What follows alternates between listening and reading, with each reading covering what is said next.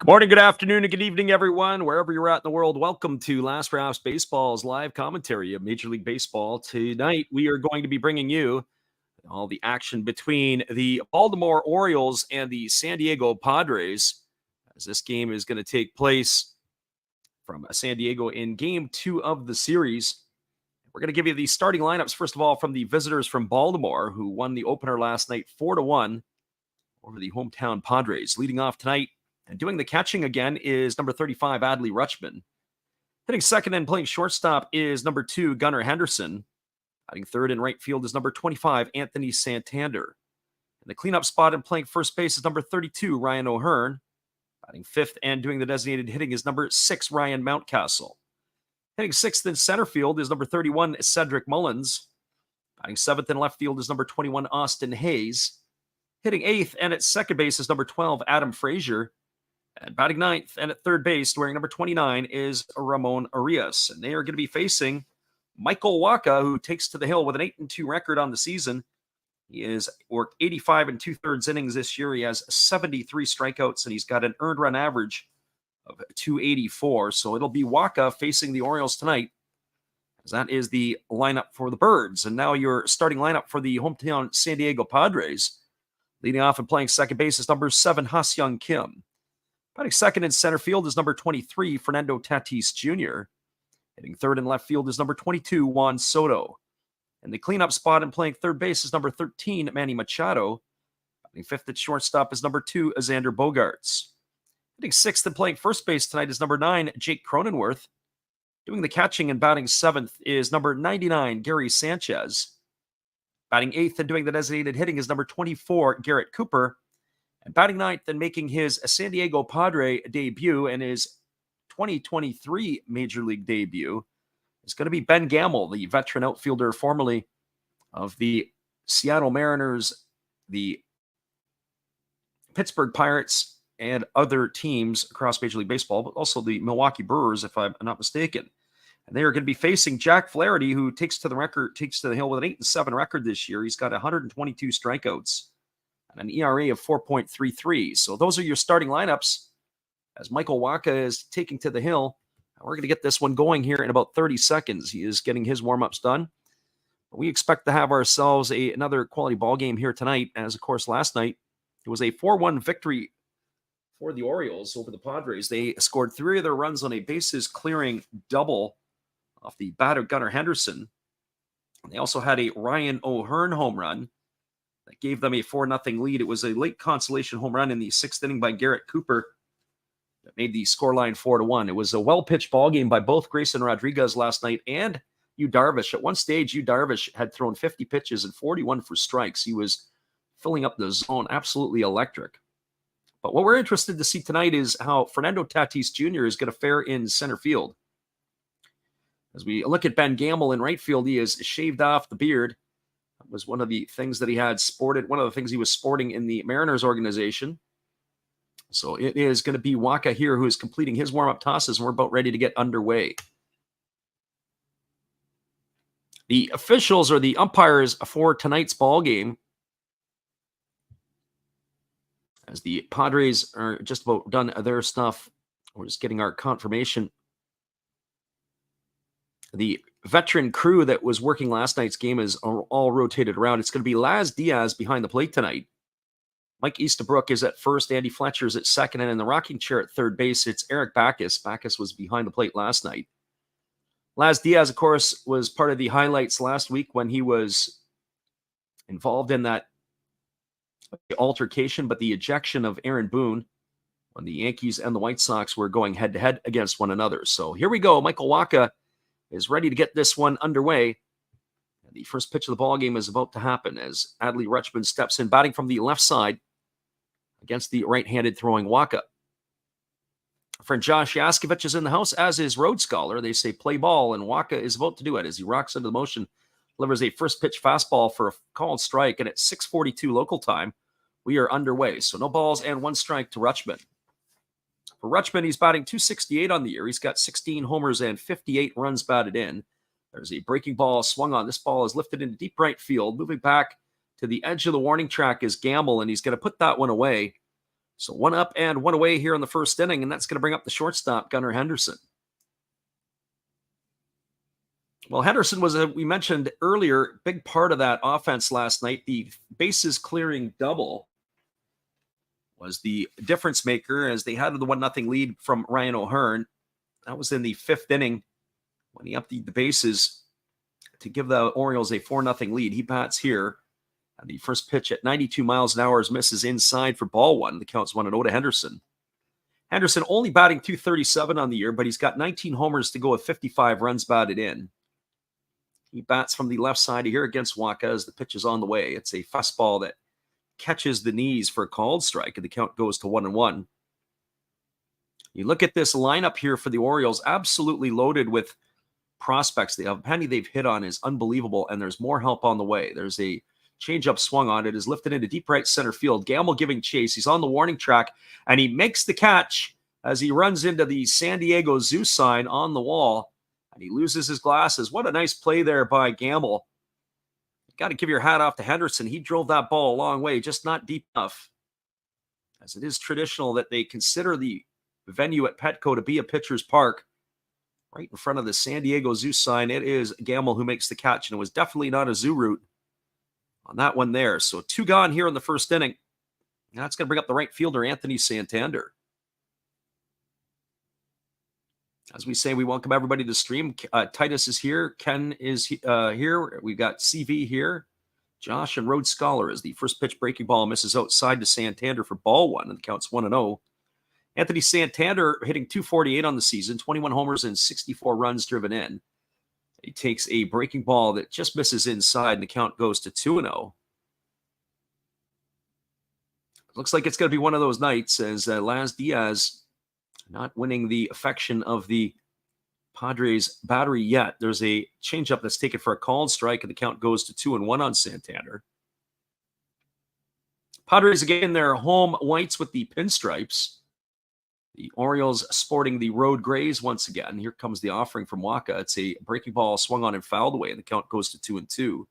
Defensively tonight for the Padres from left to right field, it's Juan Soto in left, Fernando Tatis Jr. in center, and the right fielder is Ben Gamble.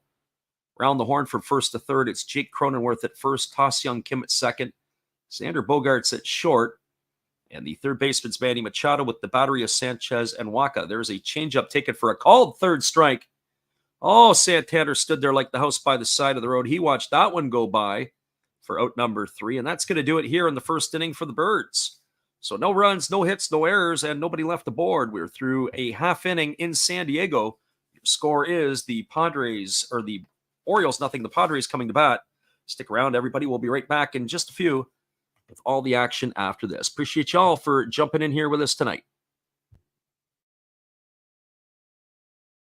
Hello, this is Eric Fox, formerly of the Oakland A's and Texas Rangers baseball teams.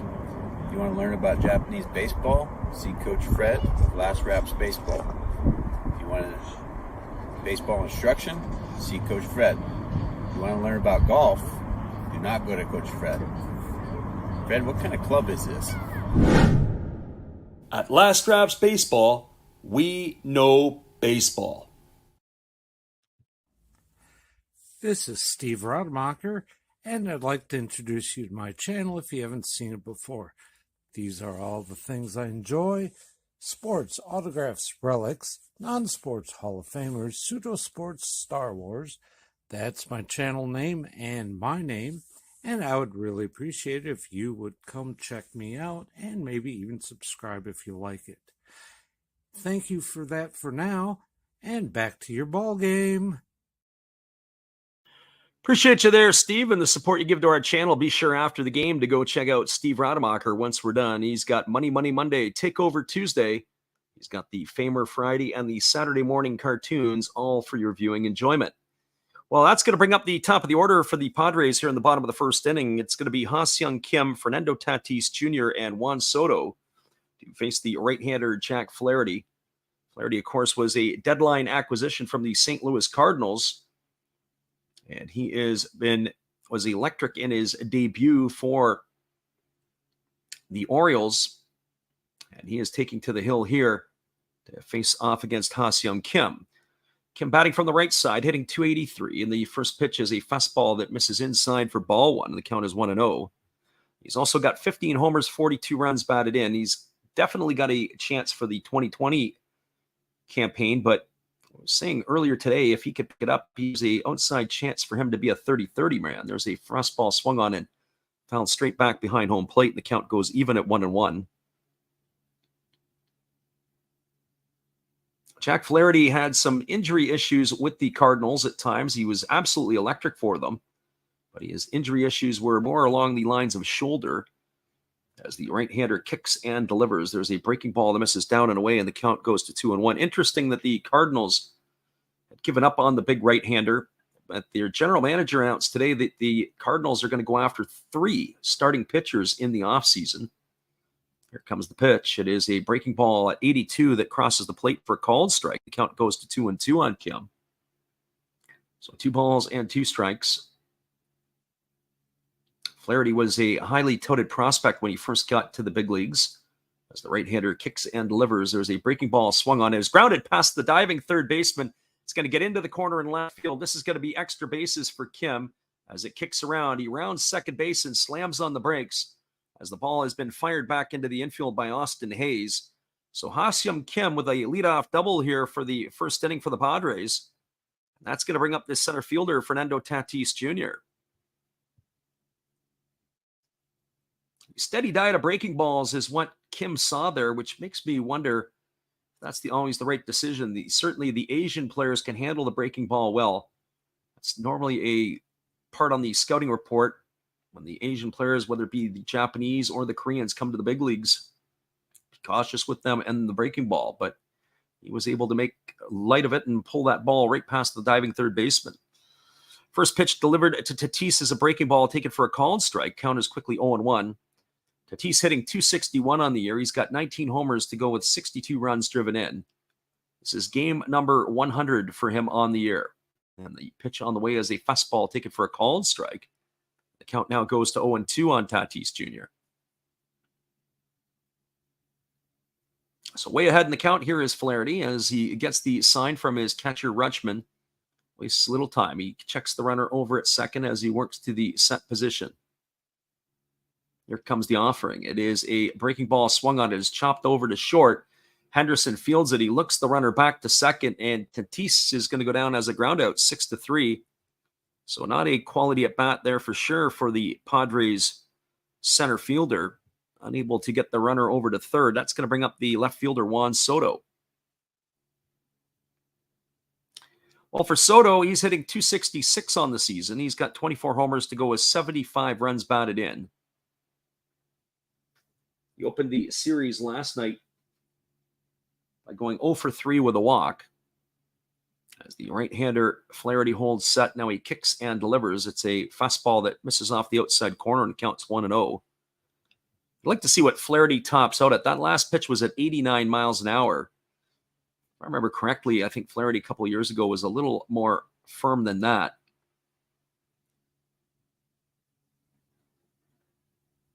As he works to the set position, the clock is ticking down. Here's the pitch.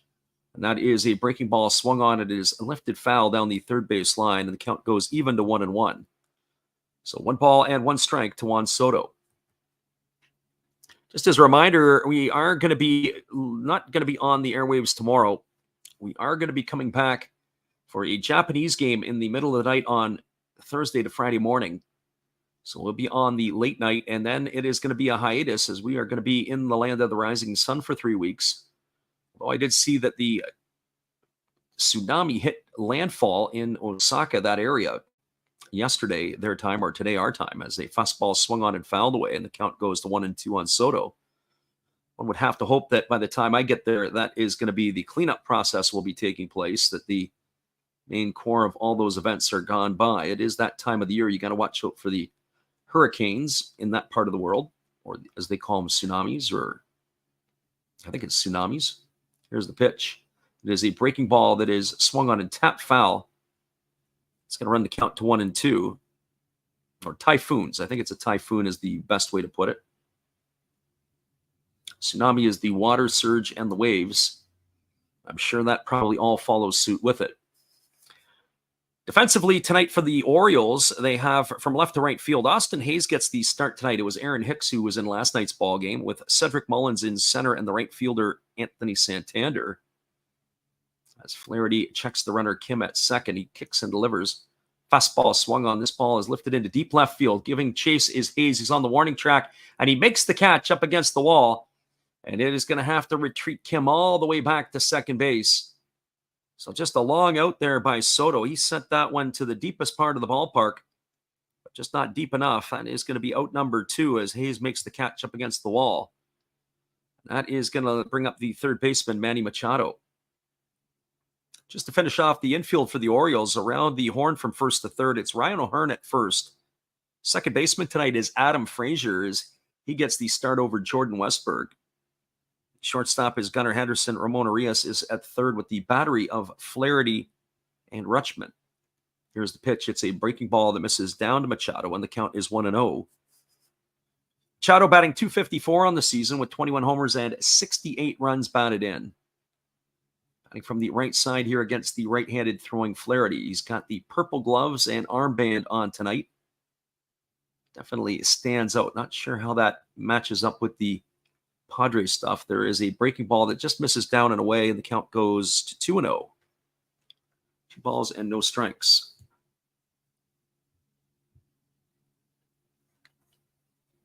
Right-handed hitting Machado waiting here on the offering. They do have the open base. It is Xander Bogaerts who is waiting his turn on deck. It just doesn't get any easier facing this Padres lineup. They can roll out one star hitter after another after another. And when you think about it, Jake Cronenworth not having a great season by his standards, and Gary Sanchez, who in limited duty with 15 homers, just continues to roll strong for the Padres as you get deeper in their lineup. There's a breaking ball that misses down, and the count is 3-0. So 3-0 to Machado. Right-hander Flaherty ready to go back at it again. He's got the runner Kim at second base with 2 gone. Here's the pitch. And it is a fastball that the catcher Rutschman fanned on. It deflected off of his glove, hit the umpire Laz Diaz. That pitch is taken for a called strike. We had to get a double check of that one. It looked like it confused Rutschman. It looked like he had something else in mind. He flipped his glove over. So 3 balls and 1 strike here to Machado. Right-hander Flaherty working to the set position. He checks the runner Kim at second. Checks him again. And now he kicks and delivers. There is a fastball swung on and missed. That one was at 95 miles an hour. And now the count runs full to Machado. So Flaherty trying to come all the way back.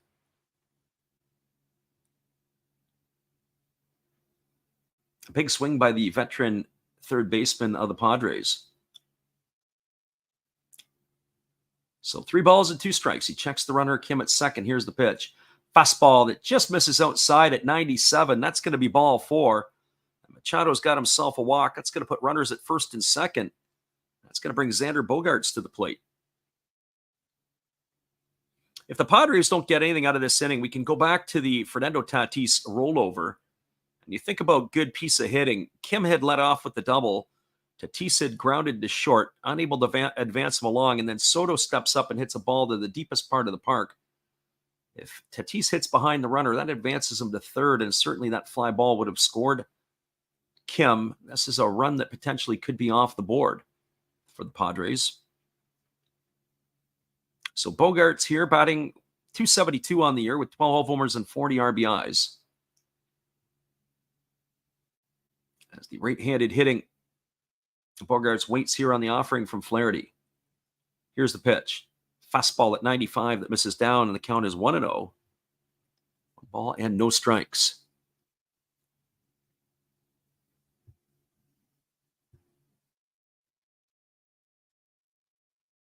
Flaherty gets his sign again from Rutschman, and now he's ready to go. I say sign, it's more like the signal is what he's getting. There's a breaking ball that misses down, and the count goes to 2-0. The electronic signals that he's typing into the little component on his knee gives the messages to the pitcher on the mound. 21 pitches already for Flaherty here, 12 of them for strikes. And here comes the offering. It's a fastball that misses down and away, and the count now goes to 3-0. So 3 balls and no strikes to Bogaerts. We saw this the other night where the first inning in that game between the Mets and the Atlanta Braves, where Kodai Senga really struggled to locate in the first inning.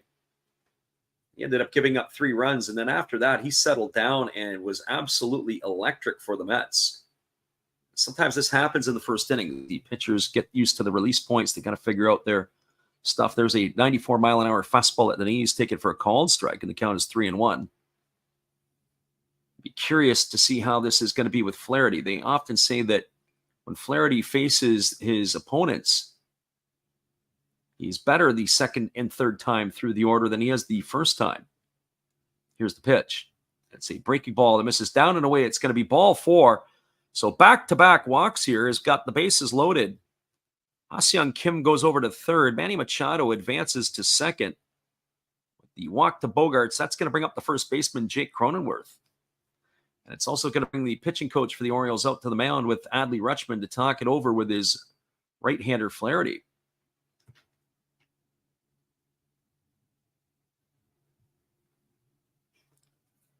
So Flaherty got himself into a bit of a pickle here in the first inning with the bases loaded and 2 gone.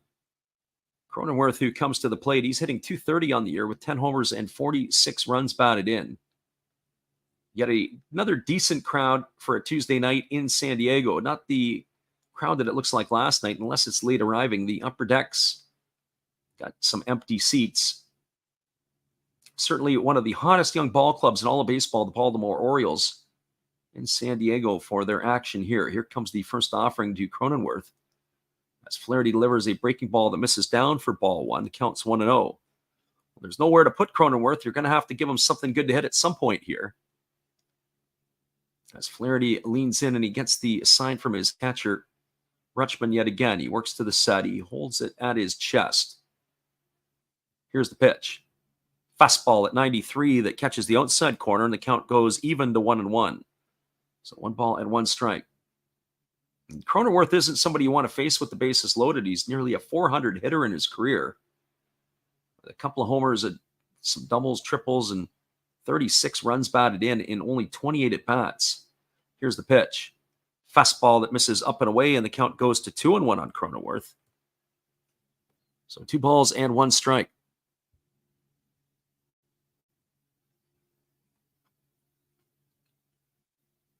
Ha-Seong Kim, the runner at third. It is Machado at second, Bogaerts at first. Nowhere to put Cronenworth here. And now he steps off the backside of the rubber, and he's going to cycle through the signs again with the catcher Rutschman. Now, the offensive players get their timeouts. Kind of makes you wonder sometimes how the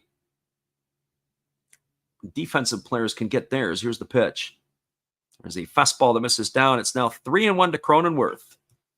So Flaherty has himself in a whole host of trouble here. 3 balls and 1 strike. Gary Sanchez waiting his turn on deck.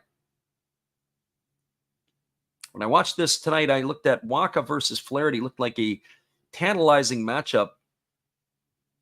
Obviously, with Flaherty on the hill and, of course, with Wacha on the hill, it looked like it was going to be 2 good ball games. Well, they've got to get themselves through this first inning, does Flaherty, so he can get himself on track if we're going to have ourselves a pitcher's duel. Here comes the 3-1 offering. Right-hander works it to the set position. And now he kicks and fires. It is a fastball taken for a called strike. Cronenworth wanted to go, but ended up pulling back. 3 balls and 2 strikes it is. Well, once Flaherty goes to the plate, everybody's going to be off to the races here.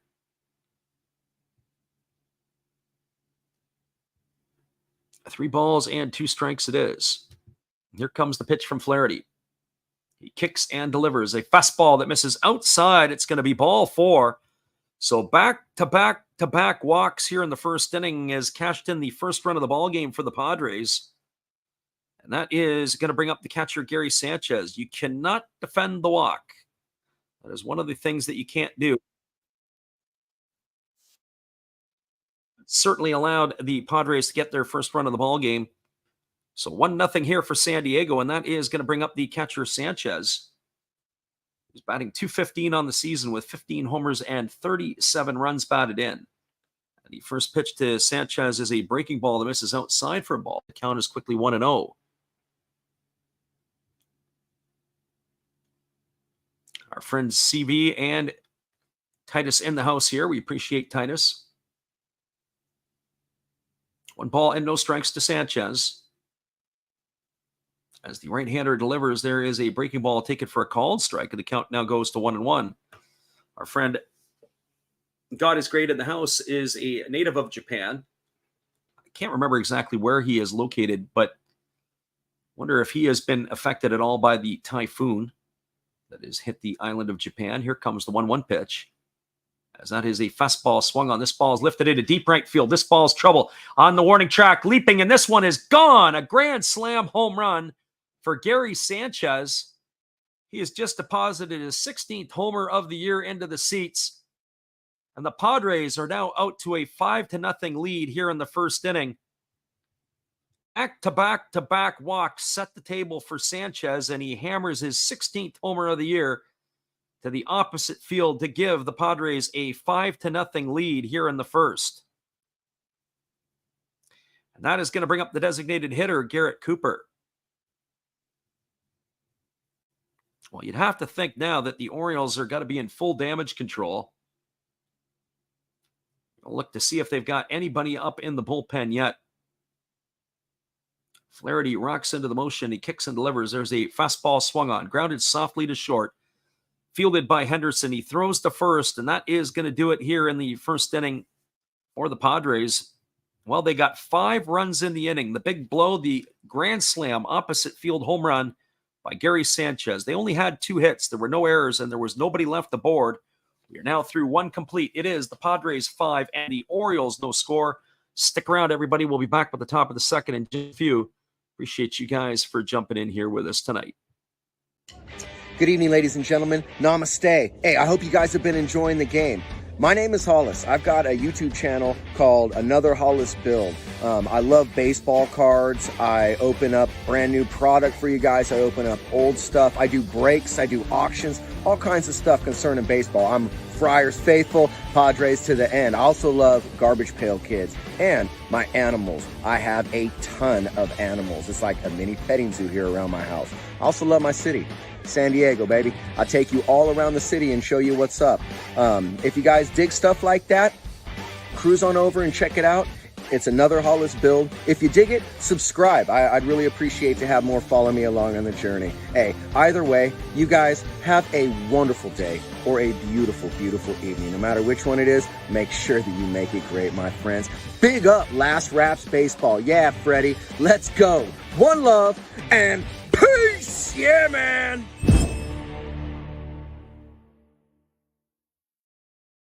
Everybody, and it is a 5-0 lead now as we move to the top of the second inning. A really tough inning there for Jack Flaherty as he walked 3 batters in a row, Machado, Bogarts, and Cronenworth, and allowed the grand slam to Gary Sanchez to punish the Orioles here in their first inning. 5-0.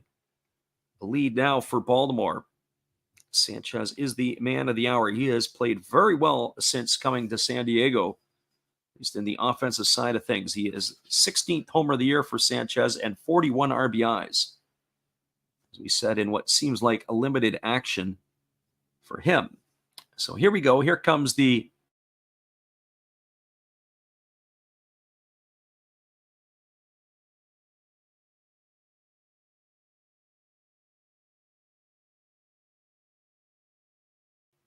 a couple of flyouts and a strikeout. O'Hearn last night hit a homer for Baltimore, which was his 10th of the season. O'Hearn batting .295 with those 10 homers and 40 runs batted in. Yeah, the beach ball got on the field. The play had to stop. It was the left fielder, Juan Soto, having to come back and knock it back into the seats. So here we go. Here comes the 1-0 offering from Michael Wacha. as he rocks into the windup and delivers. Here's the pitch. It is a fastball swung on, and this ball is lifted into straightaway center field. Camping out underneath it is Tatis Jr. He makes the catch. That is going to retire Ryan O'Hearn for out number 1. So 1 gone. That'll bring up the designated hitter, Ryan Mountcastle. For Mountcastle, he's hitting .271 on the year. He's got 15 homers and 54 runs batted in. Last night's ball game, he had a single in 4 trips. As the right-hander Waka rocks into the windup and delivers. There's a fastball taken for a called strike, and the count is quickly 0-1. So no balls and 1 strike it is. Mountcastle has a upright stance at the plate. Here's the pitch. It's a fastball that moves him off of the plate. The count goes to 1-1. So 1 ball and 1 strike.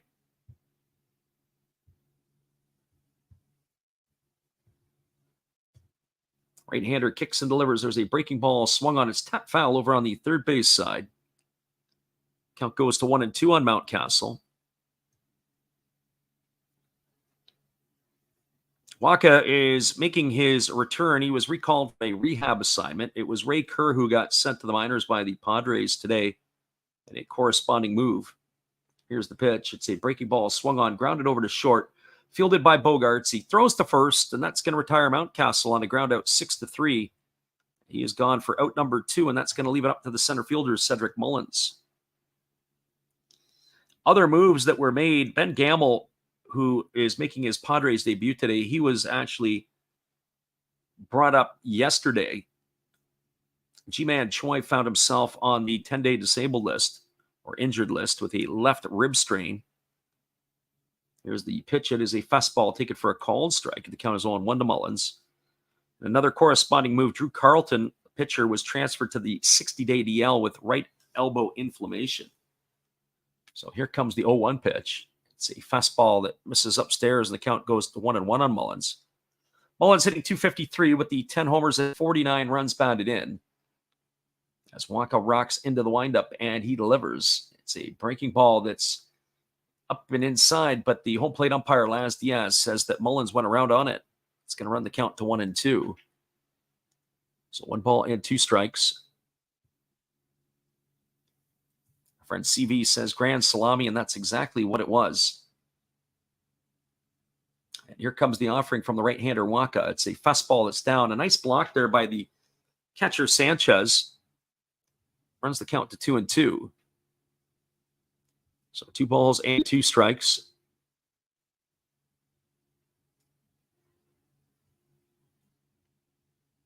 Waka getting his signs, and he rocks into the windup. Here's the pitch. Breaking ball swung on. This is hooked foul into the netting down the right field line, and the count now goes to 2-2 on Mullins.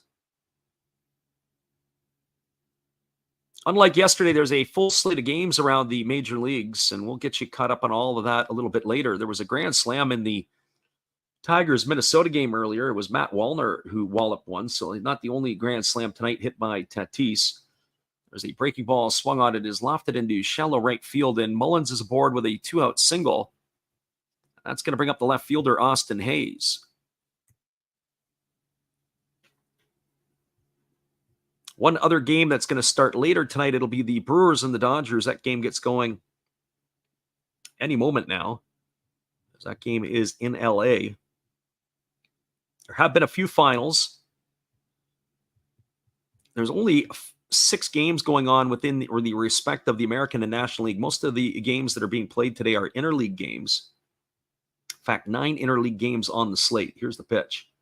Fastball that just misses outside, and the count is 1-0 to Austin Hayes. Keep your eye on Mullins here. He does run. He's got 15 stolen bases on the year, and this could be an opportunity to try to get into scoring position. Hayes batting .279 with 10 homers and 45 RBIs. Takes a fastball down and away, and the count goes to 2-0. There are some finals from the interleague portion of the schedule. So it looks like there's about 5 games that are now in the books. Here comes the offering. It is a fastball that misses down. The count now goes to 3-0 on Austin Hayes. A couple of those pitches looked like they may have caught the zone. But the one thing I don't like, and I've been talking about this on a number of occasions, that pitch there was down below the knees, and Gary Sanchez literally brought it up to his jaw. There was a fastball taken for a called strike, and the count is 3-1. That's how much movement there is with the glove. Taking it from below the knees up to his jaw, when you think about that in the crouch, absolutely tough to watch. Here's the pitch. Fastball swung on. This ball is lifted into deep right field. Drifting over to his left is Ben Gamble. He's there. He makes the catch. And that is going to do it as the Orioles are gone for their half of the third inning, or their half of the second inning, as Hayes is gone for out number 2. No runs in the inning. There was a hit. The hit by Mullins. No errors and 1 runner left aboard. We're now through 1.5. Your score is the Padres 5 and the Orioles no score. Stick around, everybody. We'll be back in just a few with all the action right after this. Appreciate you for jumping in here with us tonight. Hang tight. We'll be right back. Last Raps Baseball would like your support. Memberships are available on our channel now. We will share with you some behind-the-scenes items that are not baseball-related, like the culinary cuisine of Japan, take you to cool Japanese public batting cages, drop in on some amateur practices in and around the Osaka and Tokyo areas, check out the unique gaming and electronic experiences in the world of Akihabara and other locations, maybe even take a ride on a Mario Kart, visit some of the cool markets all over the country, including this one in Tokyo at Nakamise Dore. But don't worry, you won't be left holding the bag.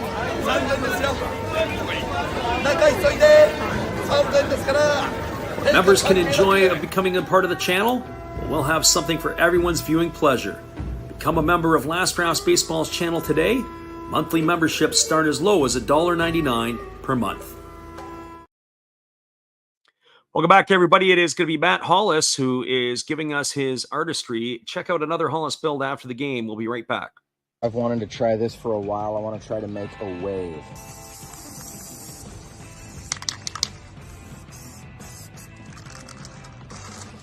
This is going to be the eye.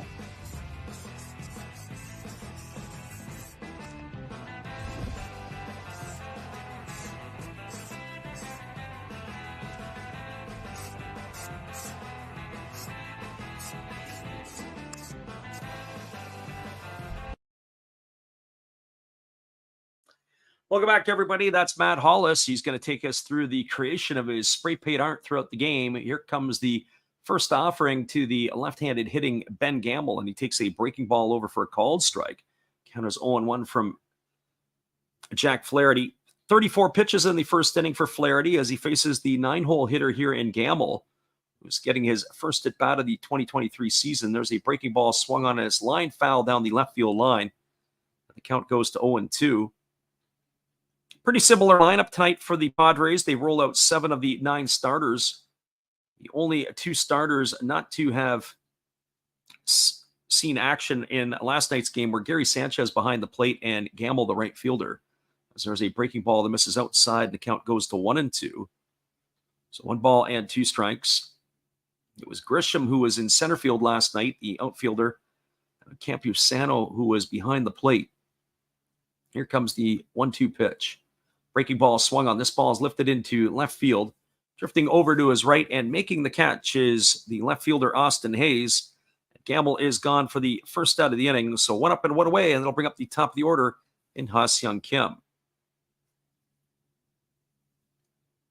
Well, for Kim, he's 1 for 1 tonight. He led the ball game off with a double down the left field line. He came around and scored a run when Jake Cronenworth drew the bases loaded walk. So he is stepping in here. He's batting from the right side, and the pitch is on the way. It's a fastball at the knees for a called strike, and the count is 0-1. Kim, 15 homers and 42 runs driven in on the season. Has finally really started to nestle in and feel comfortable in San Diego. There's a fastball that misses down and away, and the count is 1-1. It's a good sign for the Padres. Every year, he continues to get better, and he's had a pretty solid month of August. Hitting north of 300. Here comes the pitch. As Flaherty rocks into the windup and delivers. It is a breaking ball that misses down, and the count goes to 2-1 on Kim. So 2 balls and 1 strike.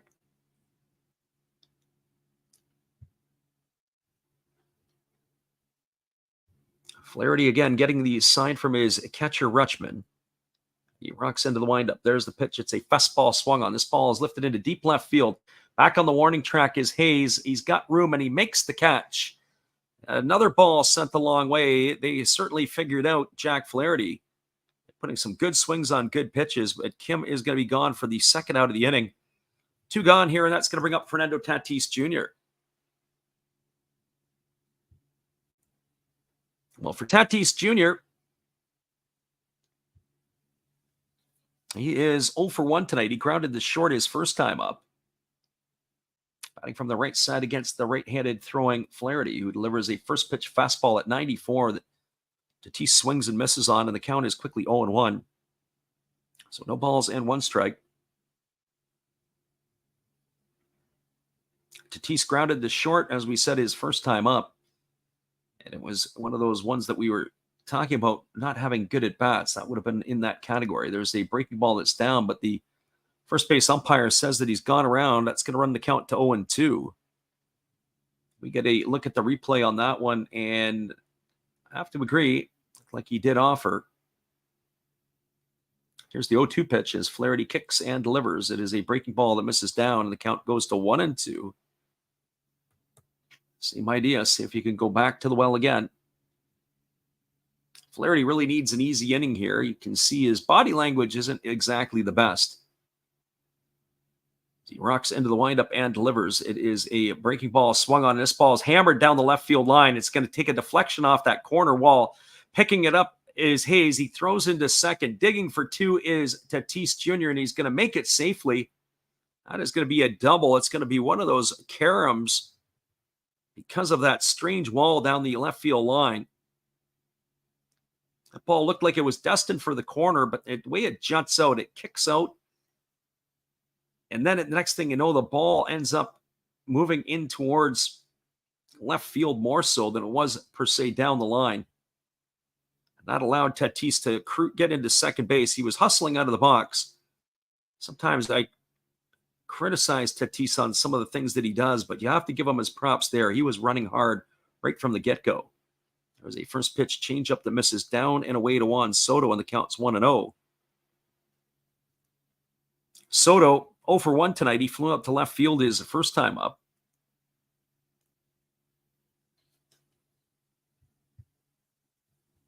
He's waiting here on the offering from Jack Flaherty. 5-0 Padres in the lead.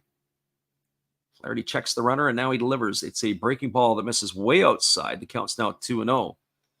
And the thing is, you have to pitch to somebody because you've got Manny Machado on deck.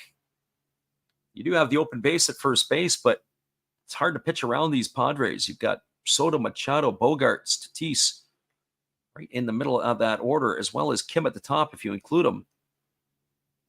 That is a murderer's row San Diego style. There's a fastball missing upstairs, and the count goes to 3-0 on Soto.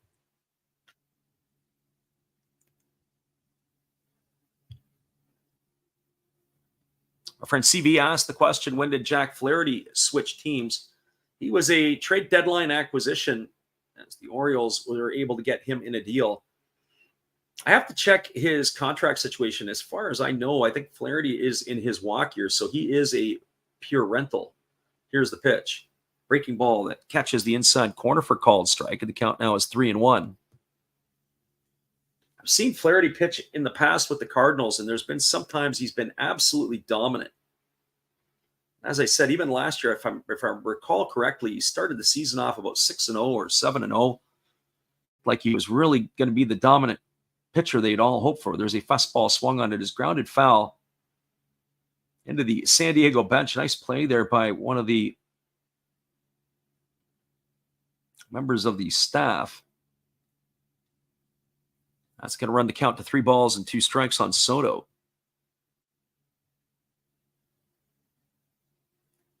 So here comes the 3-2 offering. But back to Flaherty for a moment.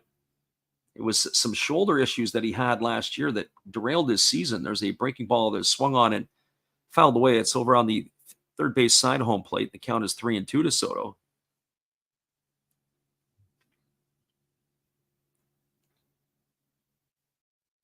Soto gets himself dug back in, and he's waiting here on the offering from the right-hander Flaherty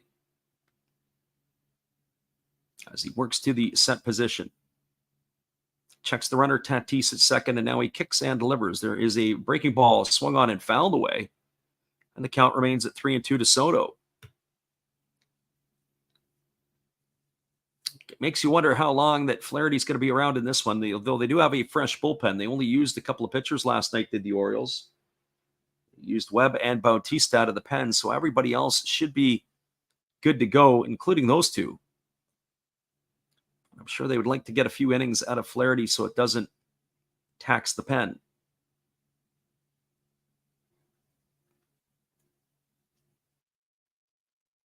So Flaherty ready to go. He gets the sign from Rutschman. He works set. Checks the runner, Tatis at second. Here comes the 3-2. Fastball swung on and another one fouled away. This time it fouled off of Soto, so he's going to go for a little tour around home plate. This is turning into quite the at-bat. It's going to be pitch number 9 coming up in a moment. That one there, he wears a shin guard on the right leg, but that looked like it got him on the inside of the foot. As he walks a little bit gingerly around home plate, now he's ready to go again. Here comes the 3-2. As Flaherty works set. Checks the runner. Checks him again. Tatis bouncing around at second. Here's the pitch. Breaking ball swung on and fouled away down the right field line. That ball got away from the ball girl. And again, the count is going to remain at 3-2.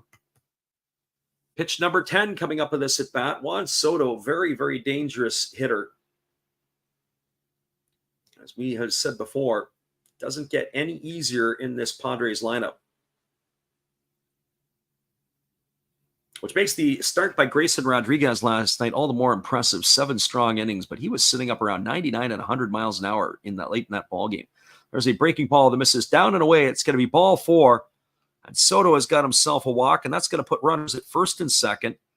That's the 4th free pass issued here in an inning plus by Flaherty.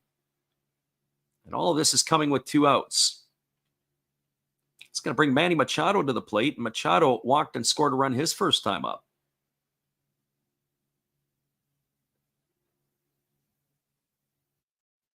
So the right-hander Flaherty ready to go back to work. Machado with that open stance. Here's the pitch.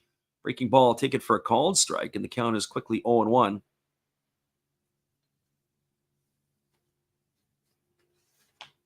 Machado in last night's game was 0 for 4. He's looking for his first hit here in the series. Here's the pitch.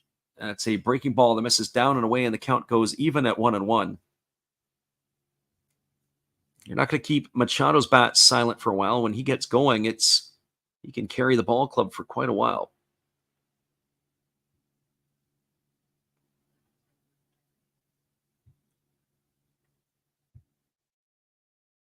Here comes the 1-1 pitch as the right-hander Flaherty works to the set. The pitch is on the way. It's a fastball taken for a called strike, and the count now goes to 1-2. 1 ball and 2 strikes to Machado.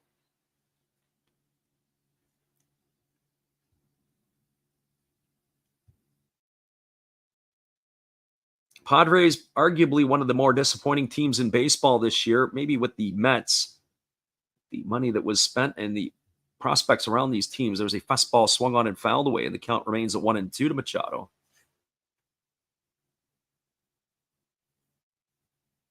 Baltimore holds a 3-game lead over Tampa in the American League East. In the National League West, the Padres are 56-63, 16 games behind the Dodgers. Here comes the 1-2 as the right-hander delivers. It is a breaking ball that misses down, and the count goes even at 2-2. And they find themselves behind the Diamondbacks and the Giants. Both the Diamondbacks have been in a swoon. They're 2-8 in their last 10 games, as are the Padres. Giants have also not played very well. Dodgers on an 8-game streak. There is a breaking ball swung on. It is grounded foul into the netting down the third base line, and the count remains at 2 balls and 2 strikes.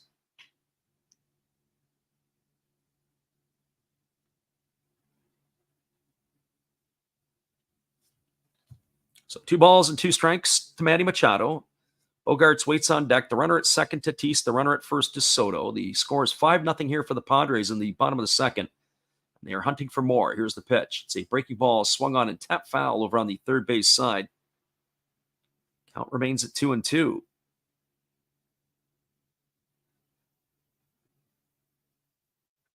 So 3 of the 13 batters that Flaherty has faced tonight, he's gone to full counts to so far, not including Machado, as it's a 2-2 count here. But with Machado, this is going to be pitch number 8 of the at-bat. So back-to-back battles here with the Padre hitters. There's a pitch. It's a breaking ball that misses down, and now the count goes to 3-2. So now you can say that 4 out of 13 batters, so just slightly less than 33% of the hitters he's gone to full counts with. That makes it difficult. He's followed up a 34-pitch inning with another 30-pitch inning here. Right-hander works to the set. Here's the pitch. It's a breaking ball swung on. This ball is golfed into left field.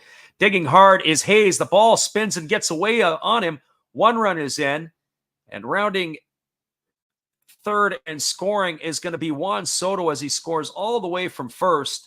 We're going to have to see how they score it. I don't think that's going to be, I don't know if it's going to be an error or not, because the way the spin of the ball was, Machado ends up on second base. We'll see how the official scorer will do that, but some shoddy defense there by Austin Hayes. That ball was hooked into left. It is going to be a double. It is going to be 2 RBIs. As 2 runs have scored in. Hayes there had that ball end up just squirting right by him. As I said, he never had it, and the pitching coach is back out for another talk here with the right-hander, and it's now 7-0 for the Padres.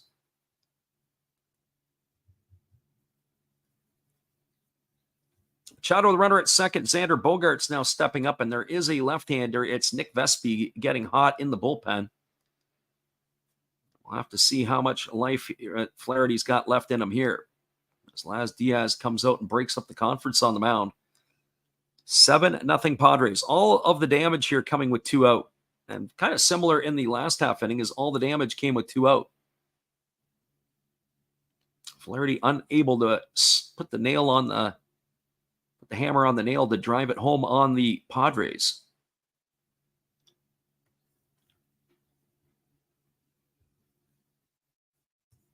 So here we go. Here comes the right-hander Flaherty, ready to deliver again. And the pitch is on the way. It is a fastball taken at the knees for a called strike, and the count is 0-1. So for some of our friends who like to come in and put their money down on this game, kind of makes you wonder at some point here. Makes you wonder a little bit what the over was and if it's already been reached in this one. Here's the pitch. It's a fastball taken at the knees for a called strike, and the count now goes to 0-2 on Bogaerts. Our friend CV says, speaking of the Diamondbacks, Drew Jones is back in Visalia with the Rawhide. Now, did he start the season in low A? I didn't keep tabs on him. There's a breaking ball that misses down, and the count is 1-2 to Bogaerts. Of course, that's the son of Andrew Jones. Just a trivia piece there for you, CV, that Andrew Jones, or Drew Jones, had a brother who was on the Canadian roster for the junior national team. Didn't even know that he had a brother. Apparently, Andrew Sr. had a child with a woman in Quebec. He was on the roster at the same time that Drew Jones was playing for the Americans, and they had a chance to meet. As that fastball is fouled away, and the count is 1-2. So he had no idea that he had a half-brother living in Quebec.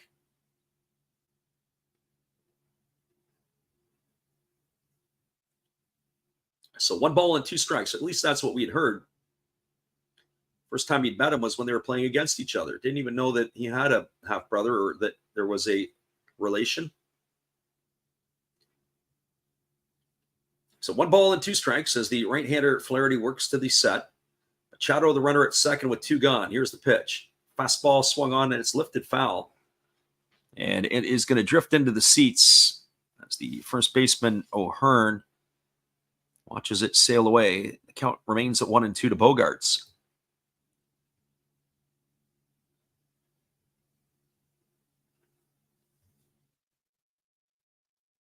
Our friend CV says he's in low A with a huge hole in his swing or your swing. So here comes the 1-2 offering as the right-hander works set, now delivers. There's a fastball that misses down, and the count goes to 2-2. So 2 balls and 2 strikes. Of course, the players used to say Montreal was always a favorite for a road trip when you were coming to Canada back in the day. Here's the 2-2 offering. It is a changeup that misses down and in. The count now goes to 3 balls and 2 strikes on Bogaerts. So there's another at bat. As we were saying a moment ago when we were doing the quick math, it's 14 batters, and it's been 5 now that have gone to full counts. That's going to make it a tough night. As Bogaerts now asks for time and steps out of the box. 72 pitches here for Flaherty, and we're only in the second inning. Back-to-back innings, he's delivered 36 pitches. That's going to make it a short night.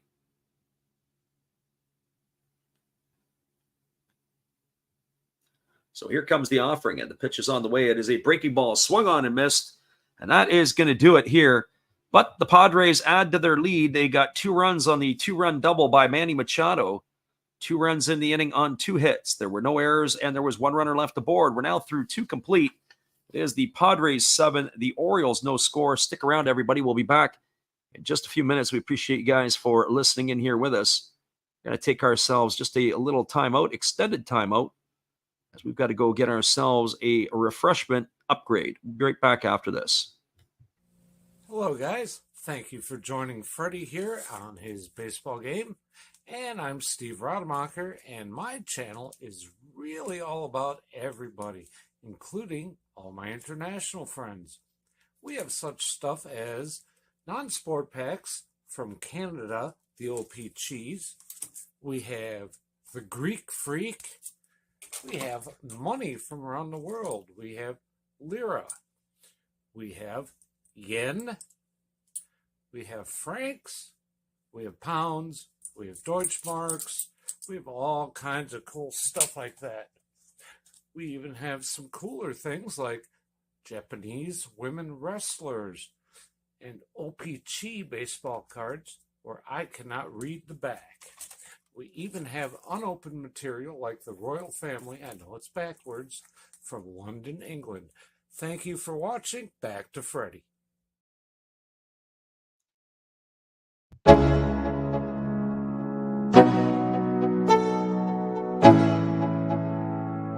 Let's go. Yo, I'm like an addict, do I gotta have it. I ain't even playing, got a really bad habit. If it moves, gotta grab it, fuse like a magnet. Lose, won't have it till I'm doomed in a casket. I ain't playing, got a weird mind. If you work 8 hours, I'ma work 9. If the shoot tastes sour, you should taste mine. I'ma stay in power for a long time. Get up, nah, I ain't a quitter. Toss me the ball, I'm a really big hitter. Big picture, I'm a straight killer. Rising the song to the highest bidder. Got juice, got gas, I'ma move fast. New shoes, new tracks, like who's that? I'm new, come back better than last. Yeah, it's a new me, never. Welcome back, everybody. It's going to be Adam Frazier, Ramon Arias, and Annalie Rutschman to come to bat. And the first pitch from Waka is a fastball taken at the knees for a called strike. And the count is 0-1. For Frazier, he's hitting .239 on the season with 13 homers and 50 RBIs. He takes a fastball up and in for a ball, and the count now goes even to 1-1. Thank everybody for sticking around here with us tonight. This looks like it's going to be one of those games where we're going to have to get into the vault and start telling some stories. The breaking ball is grounded foul over on the first base side, and the count now goes to 2-1. We'll stay with this one here, but you never know. It's early in the game, and the Orioles offense can certainly explode at any time. But the explosions have come early and often against Jack Flaherty here through the 2 innings of work. There's a fastball that misses up and away to Frazier, and the count's now 3-1. The only concern you'd have to have for Michael Wacha is the length of time that you're sitting in the dugout in between these innings. Here's the pitch. Fastball that swung on and Line foul into the netting down the left field line, and that's going to run the count to 3 balls and 2 strikes. Frazier, if familiar with the Padres, as he was dealt to them after his time with the Pittsburgh Pirates. He has bounced around a little bit since his time with the Pirates. There's a ball hit on one hop to Bogaerts. He fields it. He throws to first. That is going to retire Frazier on a ground out 6-3 for the first out of the inning. That's going to bring up the third baseman, Ramon Arias.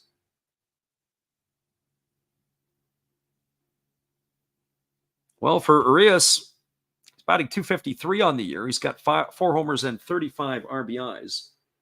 He got the start in last night's game. He was 0 for 4 to begin the series. This is his 85th game of the season with the O's. Here's the pitch. It's a fastball that misses up and in. The count is 1-0. 7-0 here as we are in the top of the third inning. We haven't updated our ticker for you yet, but we'll take care of that now as that pitch is taken for a called strike, and the count now goes to 1-1 on Arias. Here's the pitch. It is a changeup that just misses outside. Count now goes to 2-1.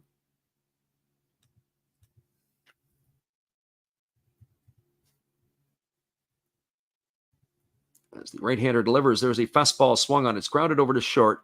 Bogaerts fields it. He throws to first. And Arias is going to be erased. That's going to go down as a ground out 6-3. So 2 up and 2 away. That's going to bring up the top of the order in Adley Rutschman.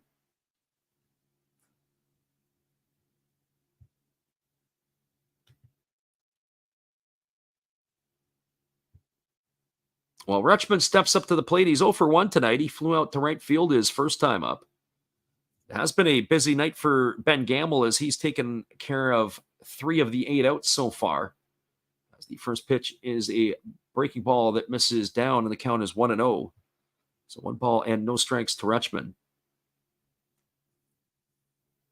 And you think of the draft picks on the roster for the Orioles and the high picks that they have, none other is higher than Rutschman.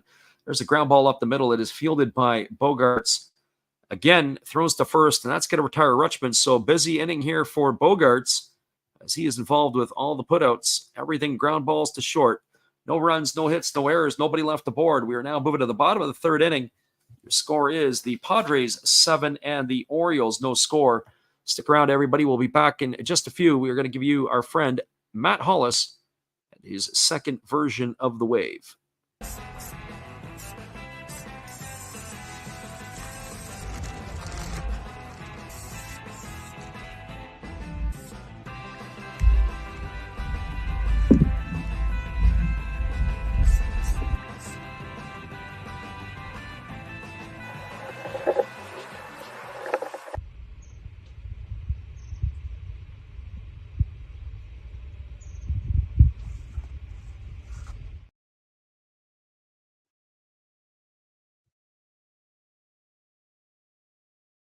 Hello, this is Eric Fox, formerly of the Oakland A's and Texas Rangers baseball teams.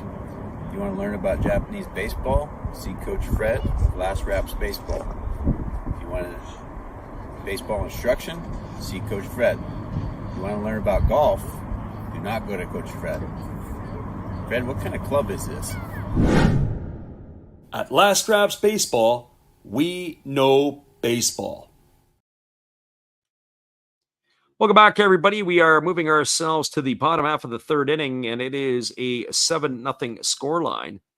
As the lead is changed, we figure we'll update the date as well, as we've got the game for the 15th, Orioles and the Padres. We're 1 day behind with our little logo there, so we'll change the look, and maybe, who knows, maybe it'll change the look for the Orioles the rest of this game as they find themselves in the hole 7-0. Jack Flaherty had got the start in this one. We're looking for an update to see if they are going to be making the change, as he had thrown 74 pitches in his 2 innings of work. That'll mean if that is the case, it is going to be a early night for him and a long night for the bullpen. But we'll see what it's going to happen here. It looks like Flaherty is going to stay in the game and try to get one more inning out of their right-hander. So coming about, it'll be Cronenworth, Sanchez, and Garrett Cooper. as Flaherty looks to begin his third inning work. As the pitch is on the way, and is a fastball taken for a called strike. It was 39 pitches in that last half inning for Flaherty, following up a 34-pitch inning in the first. There is a changeup taken for a called strike. The count now goes to 0-2 on Cronenworth. The 7 runs scored tonight by the Padres in the first 2 innings is the most this season. In the first 2 innings they've scored in any ball game. There's a fastball that misses upstairs, and the count is 1-2. That's actually a little bit surprising when you think about the lineup that they roll out, that you would think that they have instant offense. They would be able to produce. Here is the pitch. It is a breaking ball that misses outside, and the count now goes to 2-2. Our friend CB Baseball Card Collector said that when Drew Jones was sent back to Visalia, he was batting 194. That's not going to get you promoted. Here's the 2-2. There's a breaking ball swung on. This ball is lifted into deep right field, moving back onto the warning track at the wall, and making the catch is Santander. And that is going to retire Cronenworth. So he hit that one to the deep part of the ballpark. He's gone for the first out. So even some of the outs here for the Padres tonight have been loud outs. There's another one right there for you. That home run by Sanchez, they listed at 380 feet. Opposite field blast on that grand slam as he steps up to the plate. 1 for 1 tonight with the grand slam in the first. Here's the pitch. It is a breaking ball swung on and fouled away. The count is quickly 0-1. Sanchez, as we said, enjoying a really nice season in San Diego since being picked off the New York Mets organization. He played 2 games with the Mets. There's a breaking ball that is swung on and missed. The count is now 0-2. Last season he spent with the Minnesota Twins, of course, most known for being with the New York Yankees.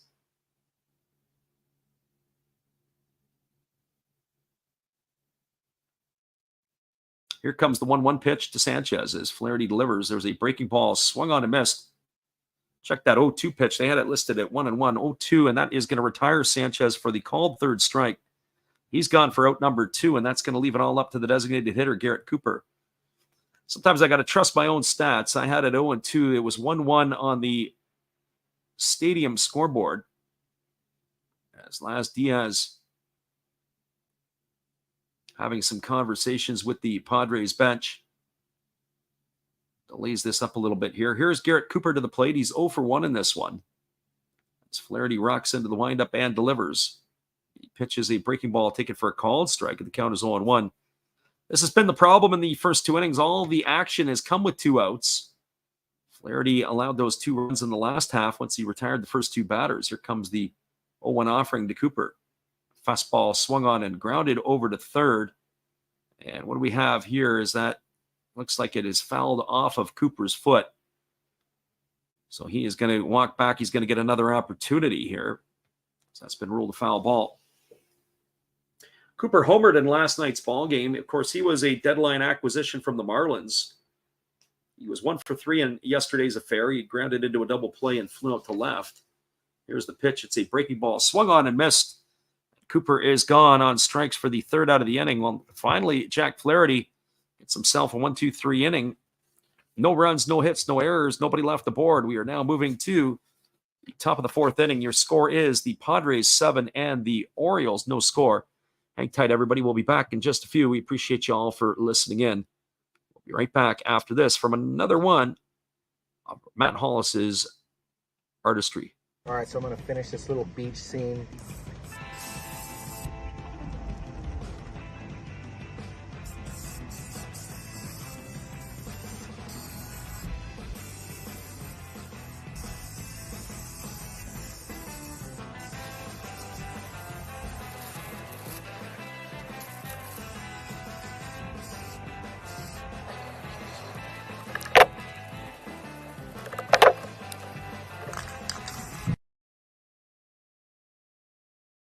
We'll be right back in just a few. We appreciate that from Matt Hollis. Thanks for sticking around with us, everybody. 7-0 Padres as we move to the top of the 4th.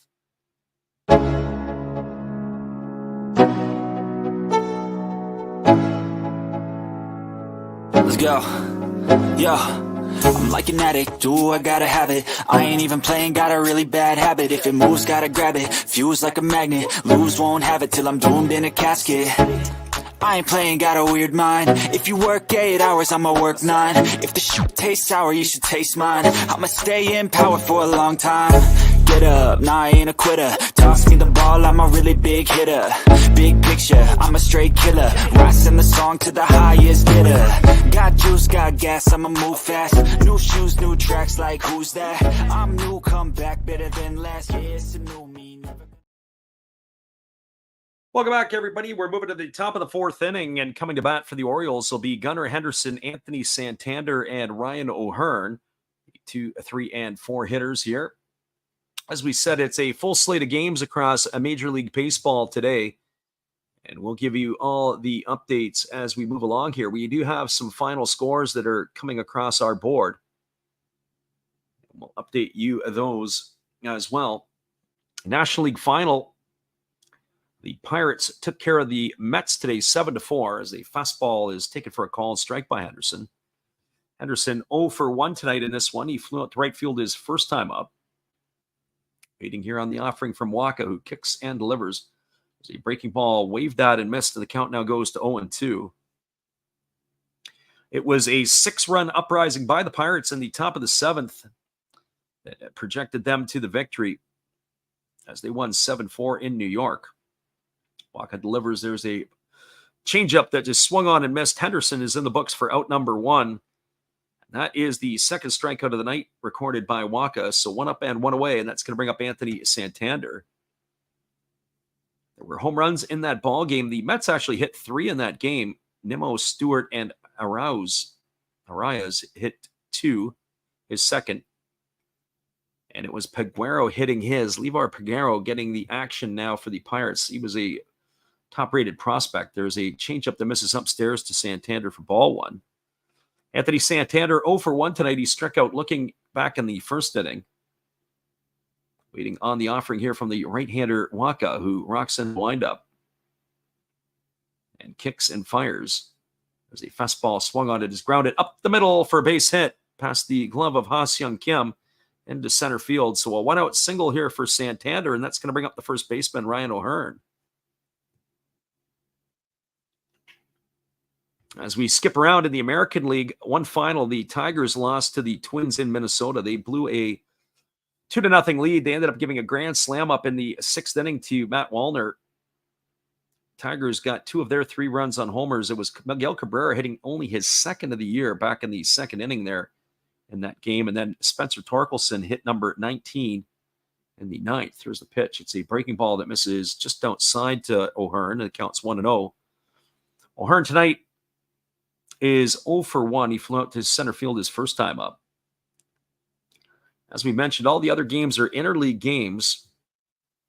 3 games in each division, 9 games of interleague play tonight. Breaking ball that misses down, and the count's 2-0. I kind of miss the interleague weekends, the rivalry weekends or the interleague weekends. Now that we have the pretty much all the one league, everything is all the same. I think baseball might be trending to something else, whether it be American or National League. So there's a changeup that misses upstairs, and the count now goes to 3-0. So you got to think that now that they're playing almost a balanced type of schedule, as they see everybody across Major League Baseball, it makes you wonder a little bit if it's time to think about the playoff structure again. There's a fastball taken for a called strike, and the count is now 3-1 to O'Hearn. Cleveland Guardians knocked off the Reds tonight 3-0. Logan Allen got the win. Ashcraft took the loss, and Clase got the save in that affair. Here comes the offering from Waka. It's a fastball that misses down, and that is going to be ball 4. O'Hearn's going to get himself a walk. That's going to put runners at first and second for the Orioles, and that's going to bring up the designated hitter, Ryan Mountcastle. Mountcastle 0 for 1 tonight. He grounded to short his first time up. Is Walker ready to go back at it again? The Astros went into Miami and beat the Marlins today 6-5. Hunter Brown got the win, his 9th of the year. There were 3 home runs in that game by the Astros. Tucker, Diaz, and McCormick all went yard. There's a breaking ball that catches the outside corner for a called strike, and the count is 0-1. Jorge Soler went yard for the Marlins, hitting his 30th of the year. Looks like he's found his groove again. Here comes the 0-1 pitch. There's a breaking ball, waved at and missed. The count goes to 0-2 on Mountcastle.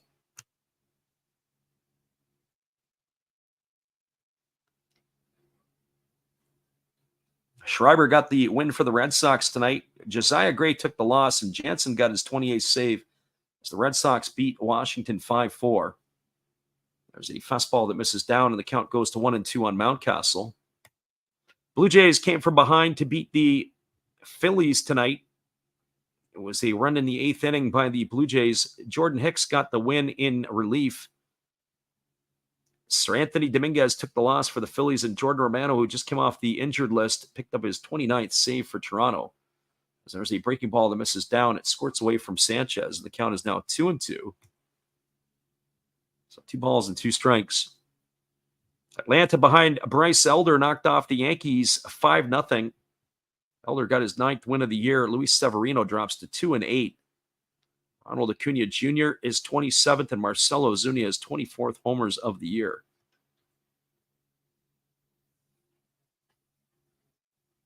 Walker ready to go back to work. It's 2 balls and 2 strikes here to Mountcastle. Runners are at first and second. Here's the pitch. Fastball swung on, and it's fouled off of Mountcastle, and the count is going to remain at 2-2. That's, I think, the 3rd foul ball tonight we've seen a hitter foul off themselves. In Chicago at Wrigley Field, it was the battle of the Chicago teams. The White Sox knocked off the North Siders in that one 5-3. Luis Robert hit his 32nd for the White Sox. The Cubs had homers from Happ and Suzuki. Ramsey got the win in relief for the Sox. It was Merriweather taking the loss for the Cubs. Here's the pitch. It's a fastball swung on. It's a jam job. It's going to be lifted in shallow left center field, and this is going to get in front of Juan Soto. And holding at third is Santana. Now the Orioles are flapping their wings as they got something going here. The bases are loaded with 1 gone here, and that's going to bring up Cedric Mullins to the plate. So don't sleep on the Orioles. The Orioles have got some bats in their lineup too. They're going to find a way to get themselves back in. They might as well get it going now if this is going to be their chance. So bases are full. Cedric Mullins coming to the plate. He's 1 for 1 tonight. He had the first hit for the Orioles back in the 2nd inning.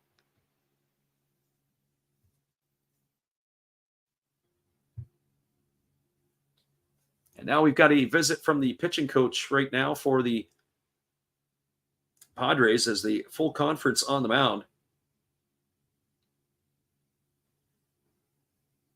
Waka, I would say, has been effective. It hasn't exactly been the best of pitching for Waka, as his ball-to-strike ratio has not been the best. As Laz Diaz has come out to the mound here and wanting to break up the conference, but now he's in a conversation with Manny Machado. Manny's doing his part to be the mayor of San Diego.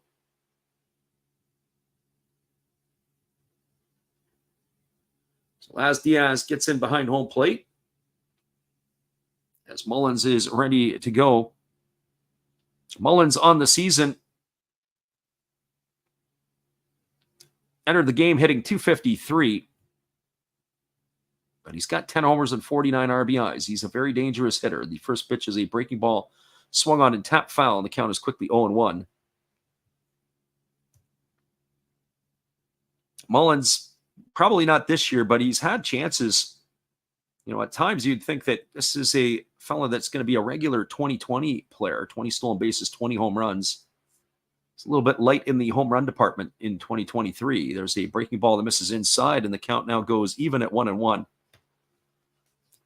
You know he's going to get a good pitch to hit here somewhere. He's got to put a good swing on a good pitch. Able to do something with it. So here we are, 1 ball, 1 strike. Austin Hayes waits his turn on deck. And here comes the pitch from Waka. Fastball that catches the outside corner for a called strike, and the count now goes to 1-2. Mullins sure didn't like that. 93 on the paint.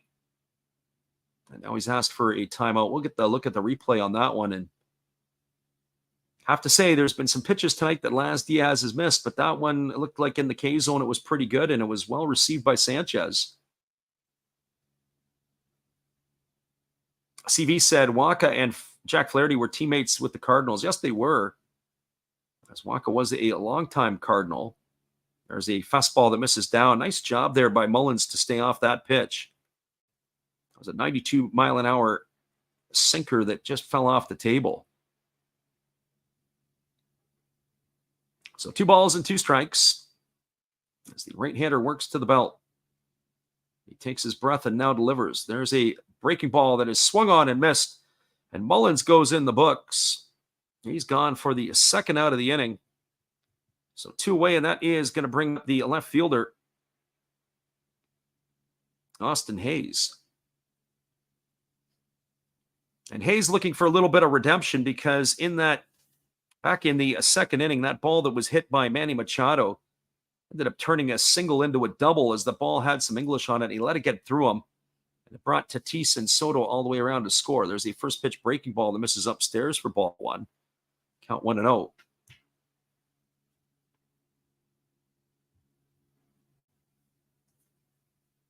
So 1 ball and no strikes to Hayes. Hayes flew out to right field his first time up. One of the few players who bats with no batting gloves. On the other side of the ledger, there's a couple of players for the Padres who don't use batting gloves. Neither are in the lineup tonight. Matt Carpenter being one and Trent Grisham another, but also the pitcher Joe Musgrove, who's on the injured list. He used to hit with no gloves. There's a breaking ball that is tapped foul over on the third base side. The count is even at 1-1 to Hayes. So 1 ball and 1 strike. The batting gloves or wearing no batting gloves is a thing of the past. Pretty much everybody in Major League Baseball wears gloves these days. There are a few players who don't. Danny Jansen, who was with the Blue Jays, stopped wearing gloves last year, but it looks like he's back to wearing them this year. Here's the pitch. It's a fastball that swung on and missed. The count goes to 1-2. Kyle Tucker used to not wear batting gloves, and we've noticed a few times this year he's been wearing gloves. The other players that come to my mind include Joey Wendell of the Miami Ball Club, formerly of Tampa Bay. Here's the 1-2 pitch. It's a breaking ball that misses down. A good stop by Sanchez. It runs the count to 2-2. So 2 balls and 2 strikes.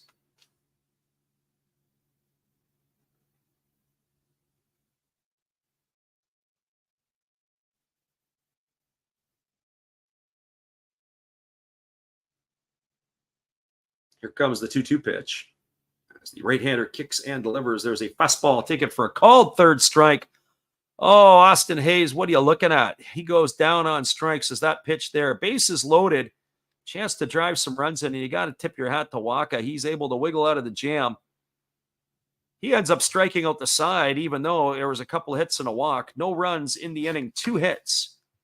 There was no errors, and there were 3 runners left aboard. We're moving to the bottom of the 4th inning. Your score is the Baltimore Orioles trailing the San Diego Padres 7-0. We'll be back in just a few with all the action. Appreciate you for being here. Our friend Tyler's in the house. He says, how's everybody's bets going tonight? Well, I'd have to say this, Tyler.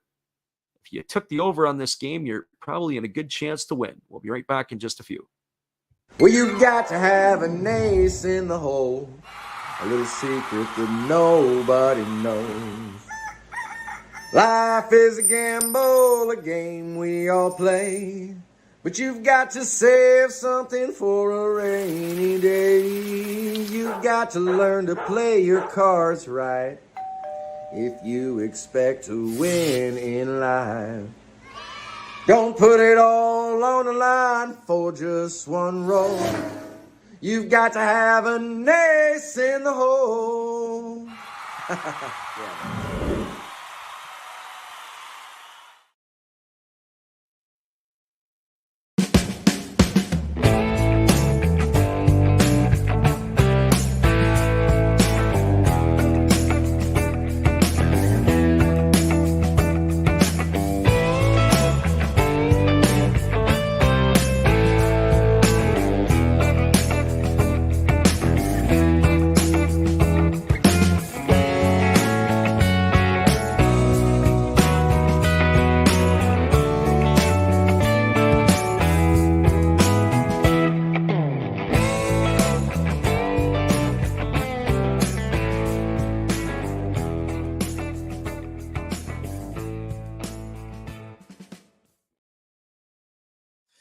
Welcome back, everybody. Our friend Tyler in the house tonight. He says no bets for him. He made some money on the WNBA, his favorite sport that everybody hates.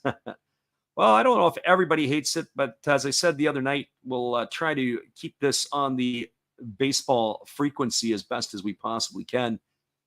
Whether it's NBA, WNBA, soccer, or whatever else, do talk about it a little bit, but try not to talk about it too much. There is a first pitch fastball delivered to Ben Gamble that he swings on and fouls away, and the count is quickly 0-1.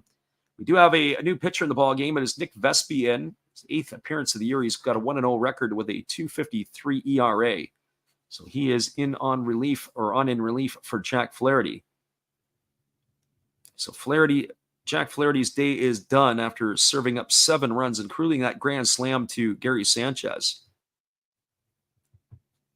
Here comes the 0-2 offering to Gamble. It's a breaking ball that's away, but Laz Diaz goes up with the right hand saying that Gamble had went around, and that is going to be strike 3. He goes in the books for the first out of the inning. So 1 batter up, 1 batter down, and that is going to bring up the top of the order in Ha-Seong Kim.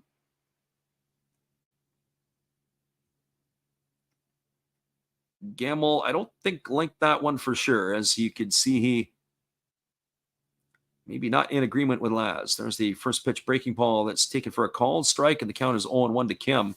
Kim got the party started going early tonight with a double and a run scored in the first inning. He's also flown out to left. His average has been raised to 284 as he swings and fouls that fastball off, and the count now goes to 0-2. So Vespi has come in throwing strikes. And the Padres have been taking their cuts. Here's the pitch. Breaking ball that is swung on, chopped back to the pitcher off the glove of Vespi, fielded by the second baseman Frazier, but he's not going to be able to make the play as Kim's going to be able to beat it out. So he's got himself a single. If Vespi maybe lets that go, they probably would have had a play because of where the second baseman was positioned. Frazier was right behind the bag, and as the ball deflected off of Vespi's glove, it ends up going right to the second baseman, Frazier, but the sting of the hit was taken out of it, and Ha-Seong Kim is aboard with a 1-out single. That's going to bring up Fernando Tatis Jr. as the lefty Vespi delivers a breaking ball for a called strike, and the count is quickly 0-1. Tatis Jr. tonight is 1 for 2. He's got a double in 2 trips. Raised his average to 262 on the year. As he waits on the offering from the lefty who delivers. Breaking ball that misses outside, and the count now goes to 1-1. Orioles had their chance here in the top half of the inning as they stranded the bases loaded. They loaded the bases with 1 out. And were unable to cash a run in as Michael Wacha ended up striking out the side. Here's the offering from the lefty. It's a fastball swung on. It's grounded up the middle into center field. And that is going to stop at second base will be Kim. So Fernando Tatis Jr. with his second hit of the night. That is going to bring up the left fielder, Juan Soto. And you can see just a little chance there in that base hit off the glove of Vespi that had got the party started here. It could have been 2 outs with the runner on second. But not so much, as now they've got themselves in a bit of a hole here. Runners at first and second with 1 out. And the toughest part of the batting order coming to bat here. Here's Juan Soto. And the pitch is a fastball that backs the left-handed hitting left fielder off the plate. The count is 1-0. Soto has drawn a walk and scored a run, and he's flown out to left tonight. So officially 0 for 1. As he has some words there in a positive way towards Laz Diaz with a big smile. Here's the pitch. It is a fastball swung on right back up the middle. It gets through Vespi, fielded by the shortstop, Henderson. He steps on the bag. He throws to first, and that is going to retire the side here. It's going to be a double play. That is going to be of the 6-3 variety. Boy, Vespi, 2 balls right back at him. He's got to feel like a marked man. That one almost hit him as well. And that is going to do it here in the 4th inning for the Padres. No runs in the inning. There was a couple of hits, no errors, and 1 runner left aboard. We're now through 4 complete. Your score is the Padres 7, the Orioles no score. It'll be Frazier, Urias, and Rutschman to come to bat. Hang tight, everybody. We'll be right back in just a couple moments. Appreciate you guys for listening in here with us. Here's our friend Steve Rademacher once again and breaking it up with a little bit of his Brew Crew love. Thank you, Freddie. Appreciate your support and everybody out there.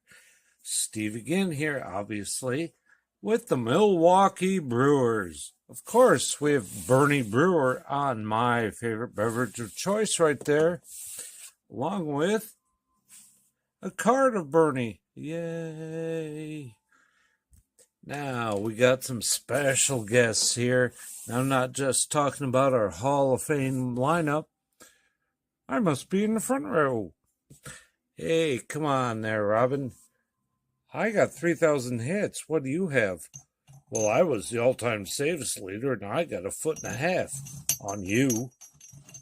Okay, Raleigh, settle down, buddy. Now, none of this could be possible without Harvey's Wallbangers. There's Harvey. And who could forget the Fonz? Hey. Welcome back, everybody. And we got Matt Hollis in the house tonight with his charged up cell phone as he is here loving his Padres. We welcome Matt to the stream. It is a 7-0 ball game for San Diego as we are moving now to the top of the 5th inning. Here's a different story tonight. Jack Flaherty was the story, and not in a good way for the Orioles, as he had a trouble locating the strike zone. It was 4 walks in his 3 innings of work, but the back-to-back walks to set up the grand slam by Gary Sanchez was what set the table here in this one. So Wacha is coming back out for his 5th inning of work. He's got 65 pitches through the first 4 innings. As he's recently just come off the injured list, here's the first pitch. It's a fastball at the knees for a called strike. The count is 0-1. Adam Frazier tonight hitting. He's 0 for 1. He grounded to short his last time up. Waiting here on the offering from the righty Wacha, who delivers a fastball taken just below the knees for a ball, and the count goes even to 1-1. Friend Matt says, Waka, absolutely. You just need Shakira to sing it. Here comes the 1-1 pitch. It's a fastball that comes inside and is hit Frazier. And so that's going to be a leadoff runner here for the Birds in the 5th inning. So he is aboard with a hit by pitch. A little bit unfortunate for Baltimore. If you're an Oriole fan, if you're going to get hit by the pitch, that's the one you want to get hit by.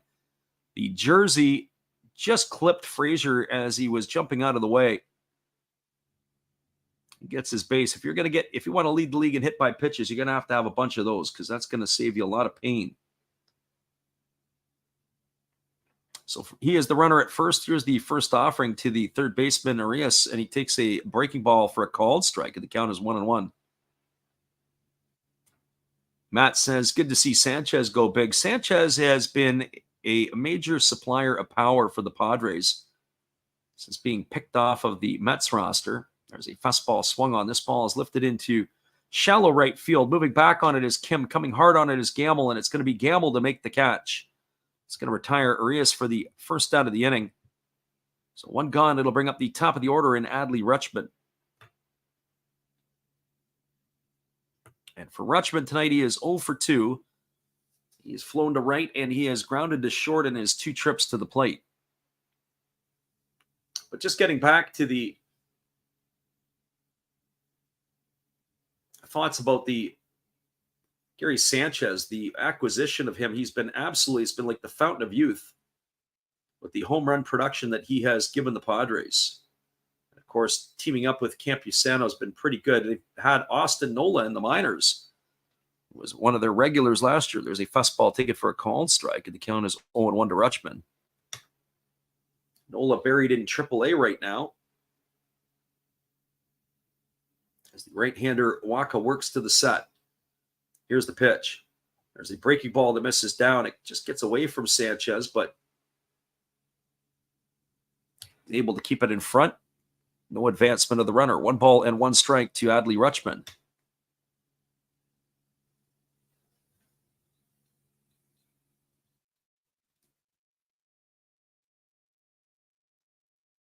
So here comes the 1-1 offering as the right-hander Wacha works to the set. Here's the pitch. Fastball swung on and it's fouled back, and the count now goes to 1-2. You have to say, Wacha's been what I'd call sneaky good tonight. I wonder how long they're going to roll with him. As we said, he's just coming off the injured list, so it'd be interesting to see if they stay with him for another inning or not with this type of lead. They've got him on a bit of a short leash. Our friend Matt says, how about Kim filling the shoes and more of Will Myers as the Ponds utility guy? There's a fastball swung on and missed. Rutschman goes down on strikes for the second out of the inning. I don't even know if I would call him a utility guy. It looks like he's kind of nestled in at second base, way that Cronenworth has played first. And I wonder tonight if this audition of Fernando Tatis Jr. in center field could be a long-term thing. Not getting any production at all out of Trent Grisham. So what's the difference between Grisham and Ben Gamble and probably about 10 other guys you could roll out into the outfield? If Tatis could show that he could play center field regularly. There's a breaking ball that is swung on and missed. The count is 0-1 to Henderson. Henderson 0 for 2 tonight. He has flown to right and struck out in his 2 trips to the plate.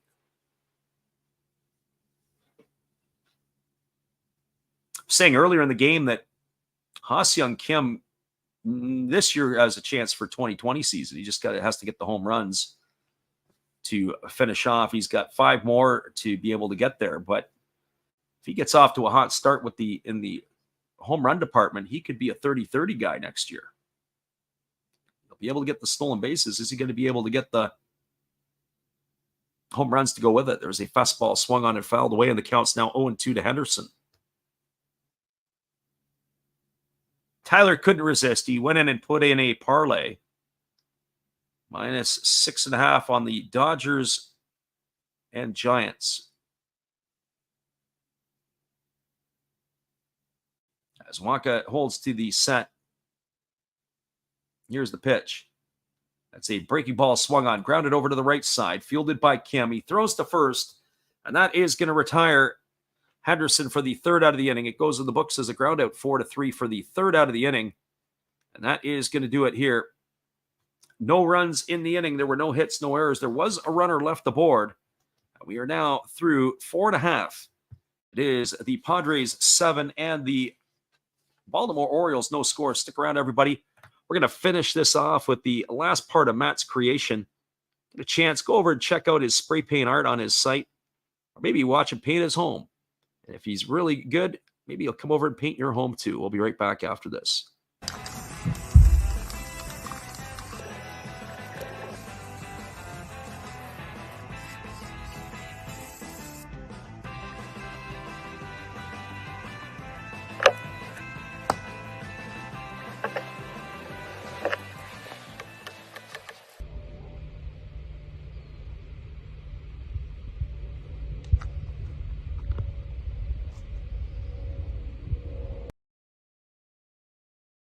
Hey guys, Steve come back at you again. Steve Rademacher, that is. And during this intermission, let's open up a package of Garbage Pail Kids Series 4 Chrome, shall we? See what we get, then we'll come right back to the game with Freddie. Oh, very nice. I got a Ruptured Rupert. Very nice. We have a Jules Brooks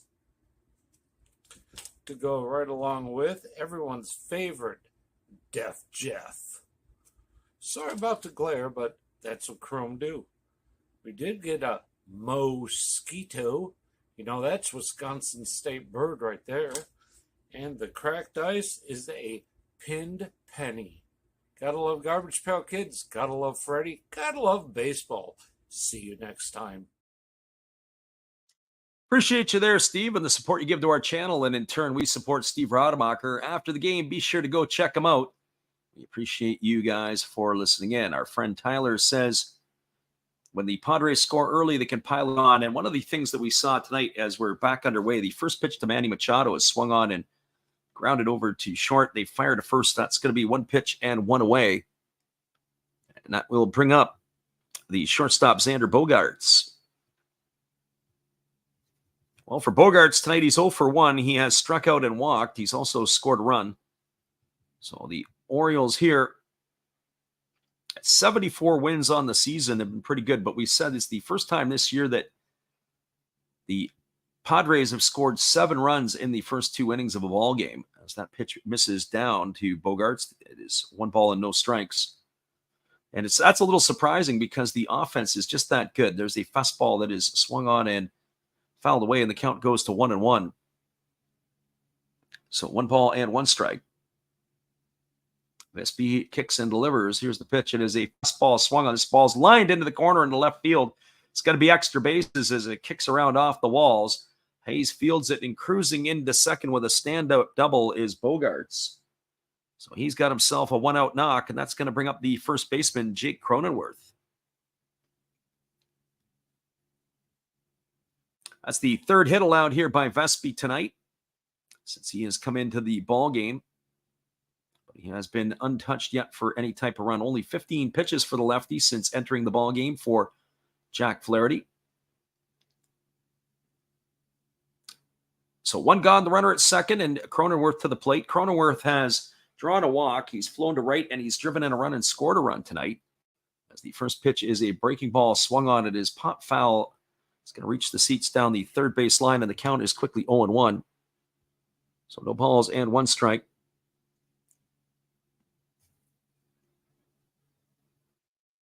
Matt Hollis says he can't be a Padres fan without being serious amount of optimism. That is absolutely for sure. You're going to have to drink the Kool-Aid in San Diego. A little disappointing. Probably only the Mets are more disappointing than the Padres this year in terms of their record of what was expected. There's a breaking ball swung on. This ball is lifted into center field. Moving over to his right, making the catch is Mullins. Retreating back to second is Bogaerts. That is going to retire Cronenworth for the second out of the inning. So 2 gone here, and that's going to leave it all up to the catcher, Gary Sanchez. Well, it's been a big night for Sanchez tonight, as he has the grand slam back in the first inning that put the Padres at that point up 5-0. He's also struck out 16 homers and 41 runs driven in on the year for Sanchez as he bats here as the lefty delivers. It's a breaking ball that misses down, and the count is 1 ball and no strikes.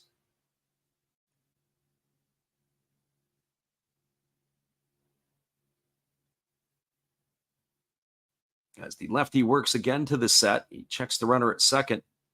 Here comes the pitch. It is a fastball that's taken for a called strike, and the count goes to 1-1. Not sure what Matt's talking about there. He says, I messed up something. As here comes the 1-1. As the lefty delivers, it is a breaking ball that's down in the dirt, and that's going to run the count to 2-1. Nice stop there by the catcher, Rutschman.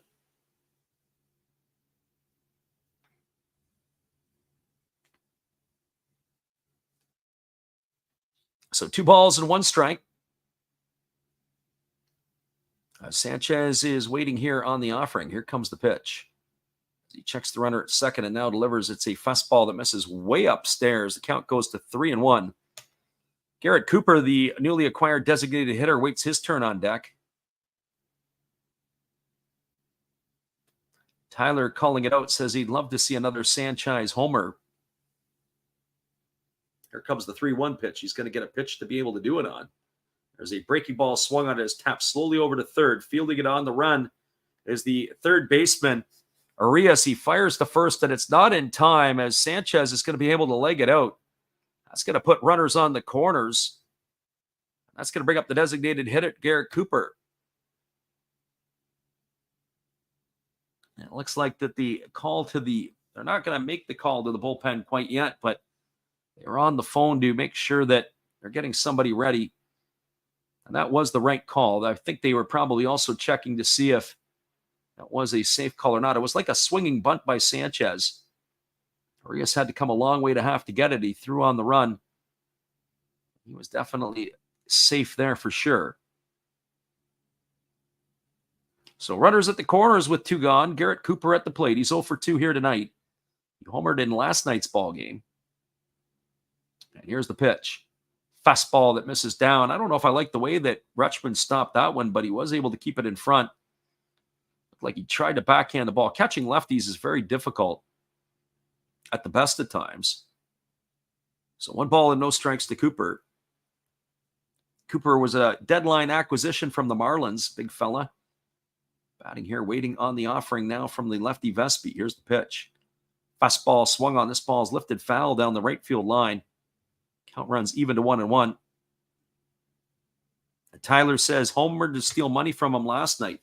Yeah, he did. I remember last night, our friend Tyler, who's in the chat, had a bet where he didn't think anybody was going to score any runs in the 6th inning. He retired, I think it was, 4 in a row or something like that. And then up steps Cooper to drive home a run. There's a fastball swung on. This ball is lined into left field. It's going to get into the left field gap. It's cut off by Mullins. He turns and he throws it back into the infield. Stopping at second with a double is Cooper. Holding up at third is Sanchez. But Bogaerts has scored the 8th run of the ball game for the Padres as Cooper's got himself an RBI double. That is going to bring up the right fielder, Ben Gamble.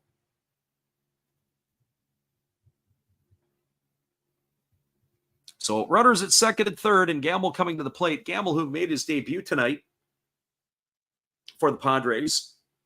As we said, his season debut here in 2023, the veteran outfielder getting the nod. Batting here from the left side against the lefty Vespi, and he takes a breaking ball for a called strike, and the count is 0-1.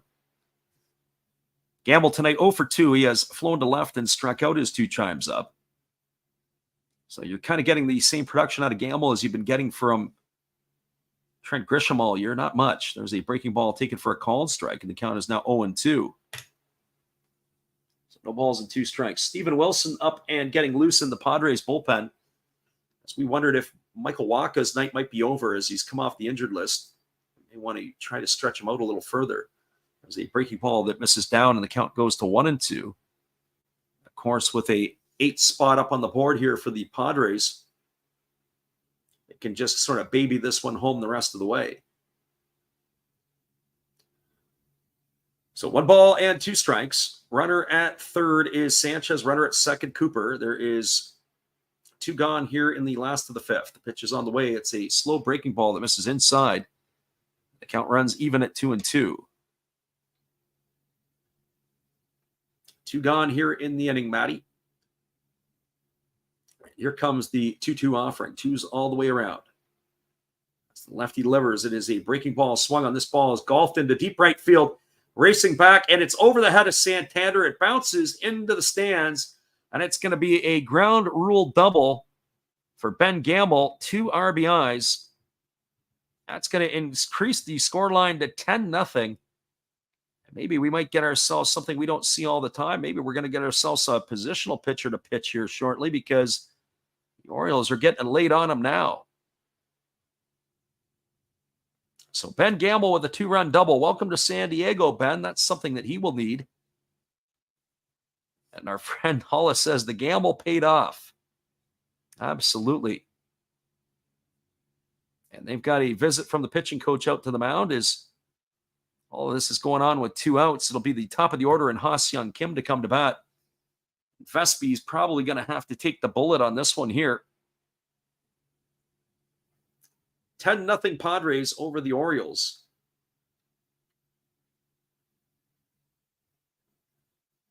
As we said, Ben Gamble making his debut here with the Padres tonight after being recalled, after being actually purchased from their minor league affiliate. So Kim tonight steps to the plate. He's 2 for 3. He's got a double, a single. He's got a run scored. He's raised his season average up to 286. Here's the pitch. Breaking ball over for a called strike, and the count is quickly 0-1. Everything that could go wrong for the Orioles tonight has, as they have allowed 10 runs here to the Padres. Here comes the 0-1 pitch. Breaking ball swung on, grounded foul past the bag at third base, and the count now goes to 0-2. Our friend Tyler giving the fist pumps to Matt here in the chat.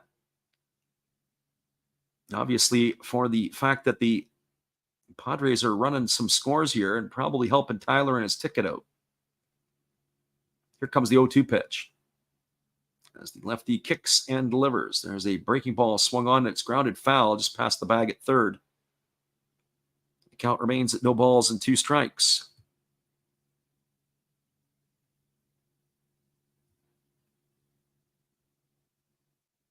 Runner at second, Ben Gamble, 2 gone, 3 runs on the board here in the inning as the Padres have extended their lead. Much better effort for the ball club tonight than last night against the Oriole pitching. There's a fastball swung on. This ball is hit softly over to second, fielded on the run by Frazier. He throws to first, and that is going to do it. It's going to be a ground out 4-3. It looked like he was going to run through the umpire to have to get the ball. But Frazier was able to make that play, and that's going to retire Ha-Seong Kim for the third out of the inning. Well, there were 3 runs in the inning on 4 hits. There was no errors, and there was 1 runner left aboard. Your score as we move to the top of the 6th inning, it is the Padres 10 and the Orioles no score. Stick around, everybody. We'll be back in just a few right after this. It's time for us to get up and get ourselves another drink of iced tea. So we're going to turn you over to our friend Matt, who's with us tonight. Good evening, ladies and gentlemen. Namaste. Hey, I hope you guys have been enjoying the game.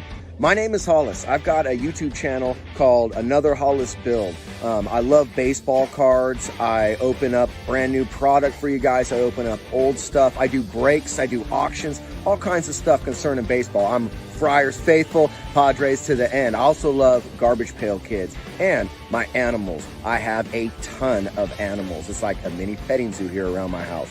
I also love my city, San Diego, baby. I take you all around the city and show you what's up. If you guys dig stuff like that, cruise on over and check it out. It's Another Hollis Build. If you dig it, subscribe. I'd really appreciate to have more follow me along on the journey. Hey, either way, you guys have a wonderful day or a beautiful, beautiful evening. No matter which one it is, make sure that you make it great, my friends. Big up Last Raps Baseball. Yeah, Freddie, let's go. One love and peace. Yeah, man.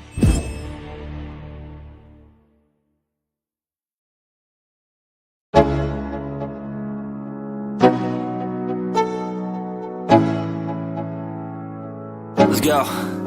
Yo, I'm like an addict, do I gotta have it. I ain't even playing, got a really bad habit. If it moves, gotta grab it, fuse like a magnet. Lose, won't have it till I'm doomed in a casket. I ain't playing, got a weird mind. If you work 8 hours, I'ma work 9. If the shoot tastes sour, you should taste mine. I'ma stay in power for a long time. Get up, nah, I ain't a quitter. Toss me the ball, I'm a really big hitter. Big picture, I'm a straight killer. Rising the song to the highest bidder. Got juice, got gas, I'ma move fast. New shoes, new tracks, like who's that? I'm new, come back better than last. Yeah, it's a new me, never. Welcome back, everybody. It is going to be a new pitcher. It's going to be Steven Wilson on the mound. He's working his 48th game of the year. He's got a record of 1-1. It's 48 2/3 innings for the righty. He's got 51 strikeouts and an ERA of 3.33. So he is on in relief here of Michael Wacha.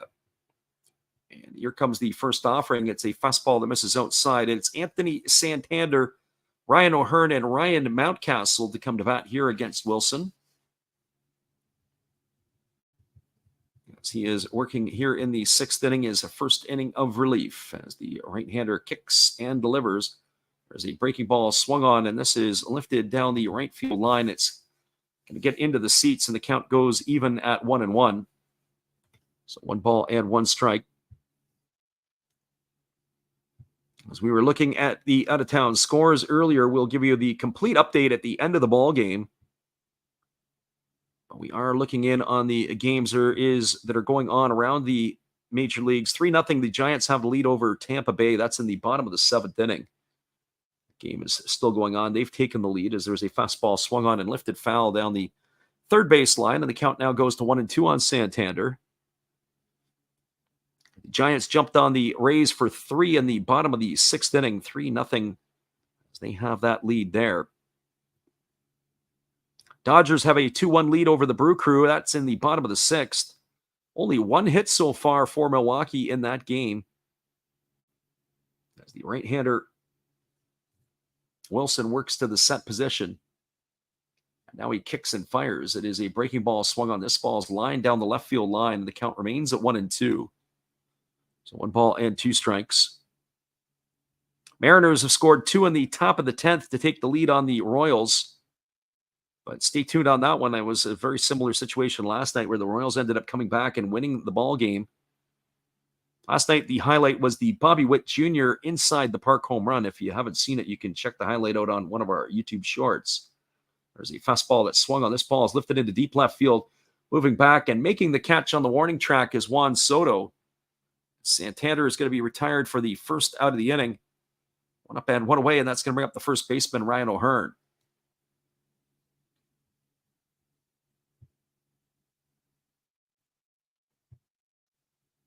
Our friend Matt says he appreciates it. He's got to make a new commercial, though. He cringes at looking at his old stuff. Yeah.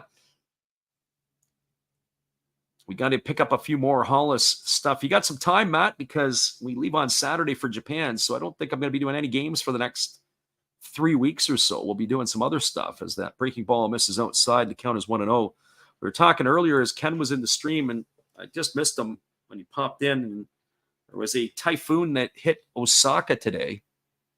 It was carrying its way north to Kyoto, so there'll be remnants in that area, but it should be gone by the time I arrive in Tokyo on the weekend. There's a breaking ball that misses outside, and the count is 2-0.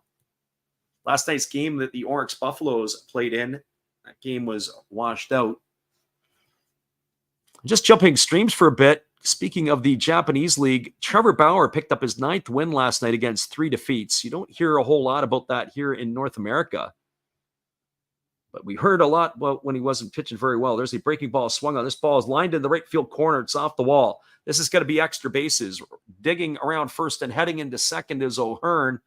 And he has got himself a 1-out double. That is going to bring up the designated hitter, Ryan Mountcastle.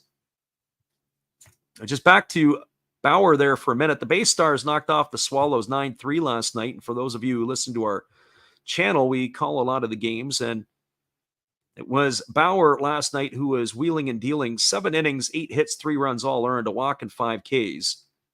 And he picked up his 9th win against 3 losses. His ERA on the season is now 2.82. So he's been breaking records there. Most wins by an import player for the Bay Stars, I believe, in his first year with the club. Here's the first pitch delivered to Mountcastle. It's a 96-mile-an-hour fastball swung on and missed, and the count is 0-1. So no balls and 1 strike.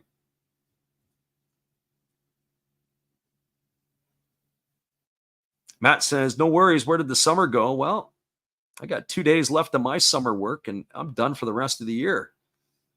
Pass the torch over to you. As that breaking ball misses down and away, and the count goes to 1-1. 2 days left to go. A good finish to a nice summer. It's been a couple of hot ones up here. By our standards, temperatures in the upper 80s. We're calling for low to mid 90s. As the right-hander delivers, there's a fastball swung on. This is lifted down the right field line, and it's just going to slice foul of the right field foul pole.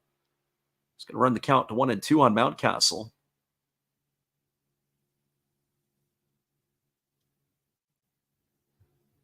Can't remember what grade Matt's going to be teaching this year, but his big thing is art history. That's the part. And so, or sorry, I shouldn't say art history. It's history.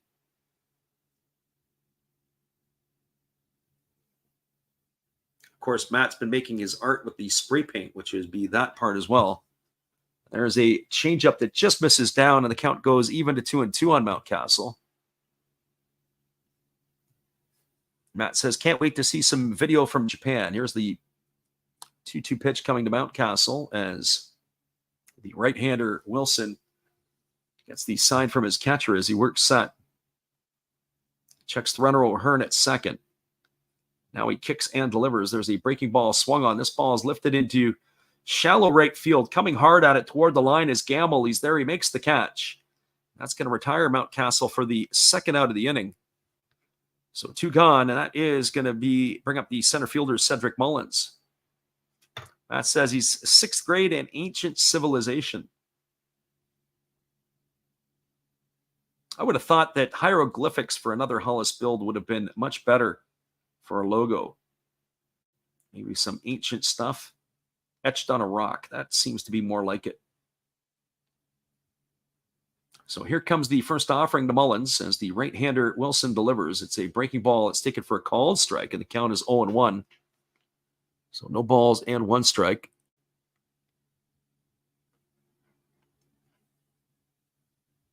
Right-hander Wilson gets his sign from his catcher Sanchez as he works set. Checks O'Hearn back at second. Now here's the offering. It's a fastball that misses way upstairs. The count now goes to 1-1. So 1 ball and 1 strike.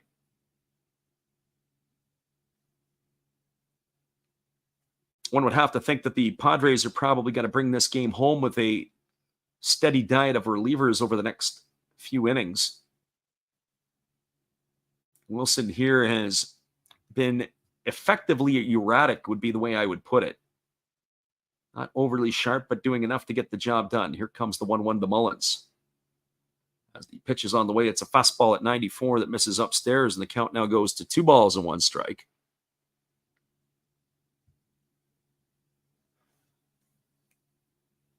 Matt said probably would look good. He'll get Duncan on it. How is Duncan, by the way? Because saw him on a couple of streams. Looks like he's looking better. How's his stuff going along? Here's the pitch on 2-1. That's a changeup swung on it, is lifted into shallow right field. This is going to bleed down for a base hit. Tatis fields it in to score the first run of the ball game for the Orioles is Ryan O'Hearn, and that is a RBI single here for Mullins. That is going to break up the goose egg, as O'Hearn has crossed the plate with the first run, and that's going to bring up the left fielder, Austin Hayes. Well, the shutout is now out of the books. As Hayes comes to the plate, he's 0 for 2 tonight. He has flown out to right, and he has struck out looking his 2 trips to the plate. And here's the pitch. It is a fastball swung on. It's lifted into shallow center field. Coming hard again is Tatis. He slides. He's not going to be able to make the catch. And stopping at third is Mullins, and the Birds are flapping their wings again here in the 6th inning. They've got runners on the corners with 2 gone, and that's going to bring up the second baseman, Adam Frazier.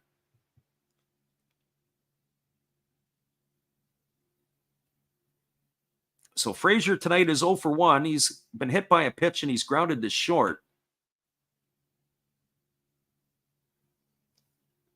That said, he's doing pretty good. He was over. We saw the some of the video highlights that he was in. That's all good news.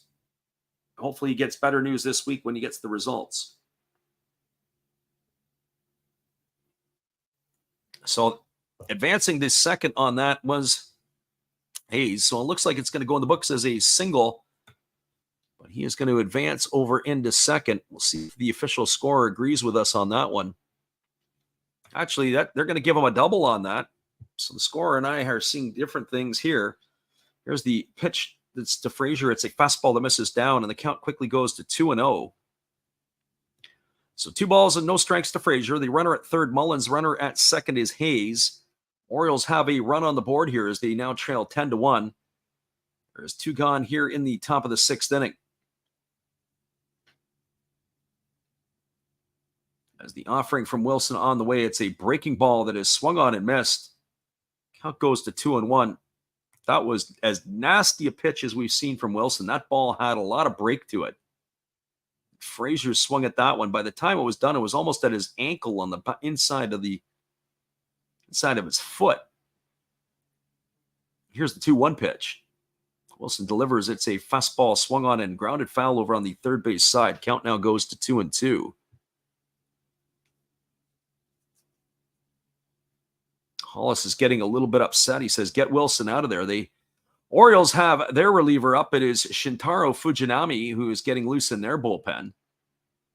Mount Fuji, as they like to call him in Japan, the former Hanshin Tiger. Here comes the 2-2 pitch. As Wilson kicks and delivers, it's a fastball that misses up and away, and that's going to be ball 3 to Frazier. So 3 balls and 2 strikes. Wilson about to deliver pitch number 24 here on the night. As the right-hander works to the set. Here comes the pitch. It's a breaking ball swung on. It is popped up in the infield. It is playable here. It's in foul territory on the first base side. Jake Cronenworth, then he makes the catch. And that is going to do it as Frazier is retired. And that will do it here for the Orioles in their inning. Well, they get a run and they threaten for more. But they are able to wiggle out of it are the Padres. They had 1 run in the inning on the benefit of 3 hits. There was no errors, and there were 2 runners left aboard. We're now moving to the last half of the 6th inning. Your score is the Padres 10 and the Orioles 1. Hang tight, everybody. We'll be right back in just a second. Appreciate you for listening in. Last Raps Baseball would like your support. Memberships are available on our channel now. We will share with you some behind-the-scenes items that are not baseball related, like the culinary cuisine of Japan, take you to cool Japanese public batting cages, drop in on some amateur practices in and around the Osaka and Tokyo areas,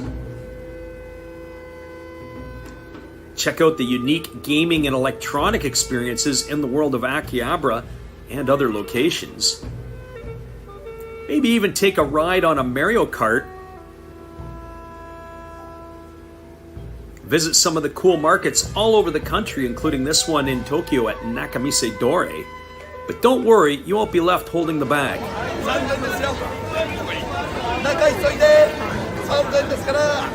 Members can enjoy becoming a part of the channel. We'll have something for everyone's viewing pleasure. Become a member of Last Drafts Baseball's channel today. Monthly memberships start as low as $1.99 per month. Welcome back, everybody. We are moving to the bottom half of the sixth inning. It is going to be the 2, 3, and 4 hitters to come to bat for the Padres. That means it's Fernando Tatis Jr., Juan Soto, and Manny Machado. Our friend Matt Hollis said he wants to see some video and some stuff from Japan. We gave you a little teaser there, Matty. Those were from some video from a couple of my former journeys to Japan. So that is what we're going to be bringing to you guys and more. Of course, we're going to get to about 10 different stadiums, barring weather, of course. It looks like it's going to be a heat wave. It's going to be like soup. So I can't wait for that. It is the reliever Shintaro Fujinami who is coming into the ballgame for the Orioles. He's making his 45th appearance this year between Oakland and Baltimore. He's got a 5-8 record. His ERA is at 7.99. He's worked 59 2/3 innings. He's got 63 strikeouts. The alarming number is the 38 walks allowed, almost a walk an inning. So Shintaro Fujinami on in relief. He was a late acquisition by the Birds at the deadline as well, as he was able to come over from Oakland. Fujinami, the impressive part about him is he can bring the fastball up to 100+ miles an hour. So a power arm to face Tatis Jr., Soto, and Machado. So we're going to see him against some of the best here if they're able to turn him around. They are going to get some heat. As Diaz dusts off the plate, and we're ready to resume the action here. Tatis tonight is 2 for 3. He's got a single and a double. He's scored a run in his 3 trips to the plate. Pulled his average up to 264 on the year. And Mount Fuji kicks and delivers. Here's the first pitch. It is at 100 miles an hour, and Tatis swings on and misses. Count is quickly 0-1. As we said, Grayson Rodriguez last night, really impressive for the Orioles. Well, this fella here can heat it up as well. I have to say, though, against Major League pitching, even though he could throw 100, I'd like to see some more movement. There's a breaking ball at 90 that is swung on and missed, and the count is now 0-2. Slider, as a matter of fact, I had to do a double check on that when I said breaking ball. Sometimes it's not a split finger pitch, just the way it fell off the table. But no, that was a breaking ball at 90. Here comes the pitch. There is a 91-mile-an-hour breaking ball that swung on and missed, and Tatis goes in the books for out number 1. Pretty impressive stuff there by Mount Fuji. 1 gone here, and that's going to bring up the left fielder, Juan Soto. As I said before, watching Shintaro Fujinami pitch over in Japan, my concern last year in watching some of the games that he did pitch in is, does he have enough movement on his fastball? I'd be curious to see if he dropped 2 or 3 miles, would his fastball start to get a little bit more movement? Here's the offering to Soto. It's a fastball 101 that misses down. You can get guys that throw hard. One player that reminds me a few years ago was a Detroit Tiger, Bruce Rondon, out of the bullpen, throwing 100 miles an hour straight as an arrow.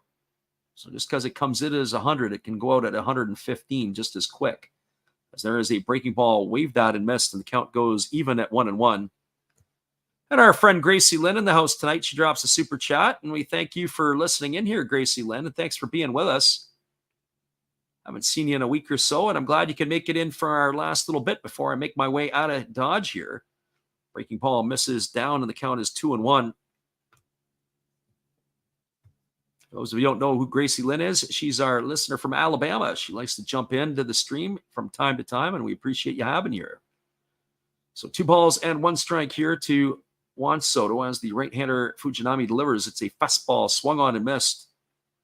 The count now goes to 2-2. Oh, and Gracie Lynn listening to us tonight from South Carolina. Sounds like she's on a little bit of a holiday. A lot of people in my old neighborhood used to like to go to Myrtle Beach, pull out the golf clubs. South Carolina is one of the beautiful states in the United States. Love to go there. Here's the 2-2. There's a fastball that misses, a breaking ball that misses down, and the count goes to 3-2 on Soto. So 3 balls and 2 strikes. And Gracie Lynn's a big fan of Matt Hollis's "Yeah Man" in his commercial. She gets a good laugh out of that all the time when we run that up. And maybe we'll do that in the next half inning. That's the one thing that she likes. Of course, Matt in the house tonight. Here's the 3-2 pitch. It's a breaking ball that misses outside, and that's going to be ball 4. Juan Soto is going to be aboard with a 1-out walk, and that's going to bring up the third baseman, Manny Machado.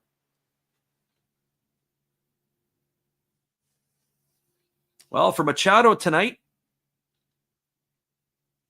he is 1 for 2. He's got a double, a ground out, and a walk. He's also scored a run. Machado hitting from the right side here against the right-handed throwing Fujinami. As he kicks and delivers, there's a fastball that gets by the catcher Rutschman, but he's able to stop it. It looked like it may have hit the umpire Diaz as well.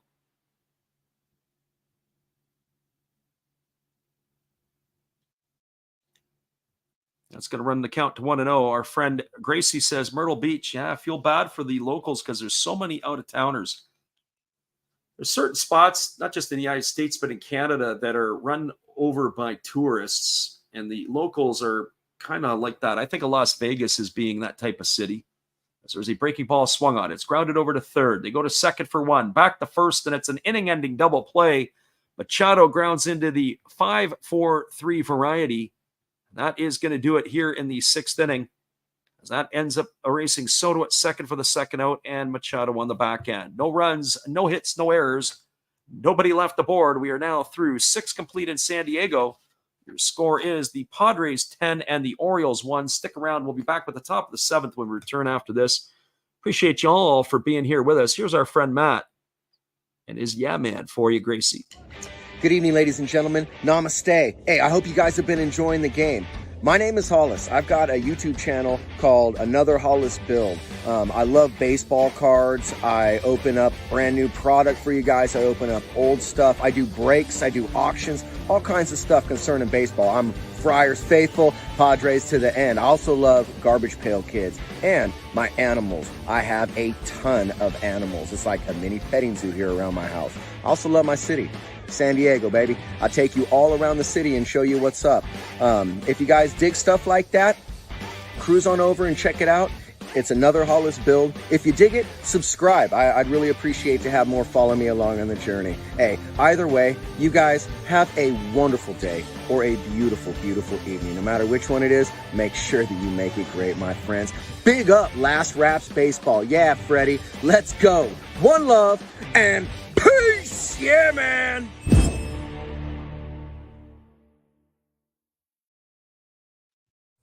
Oh, hello.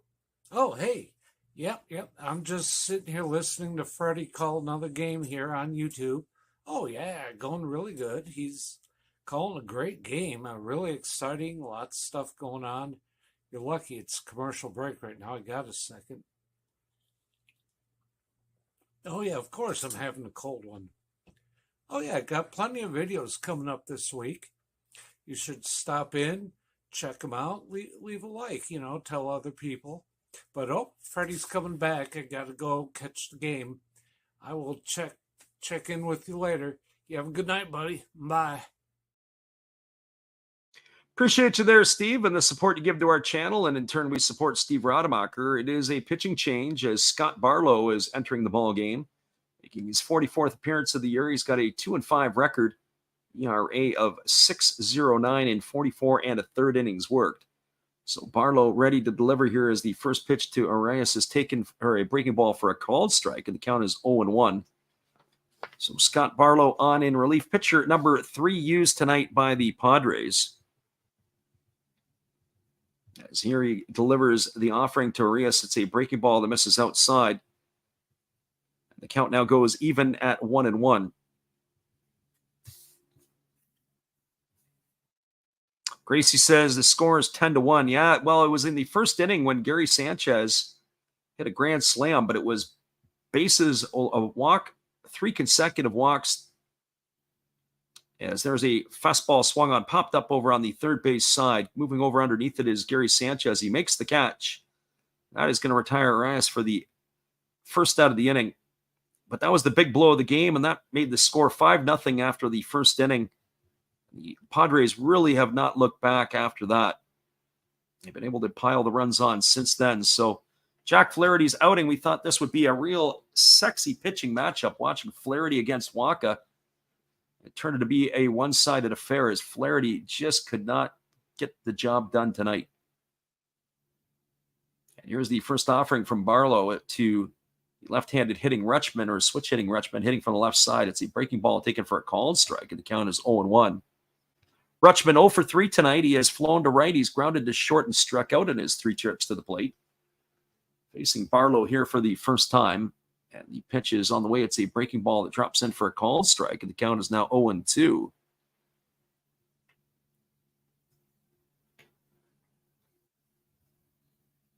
Gracie Lynch said she's glad because she had Wacha from the waiver wire in fantasy today, and her opponent picked up Flaherty. That was a good time to do it.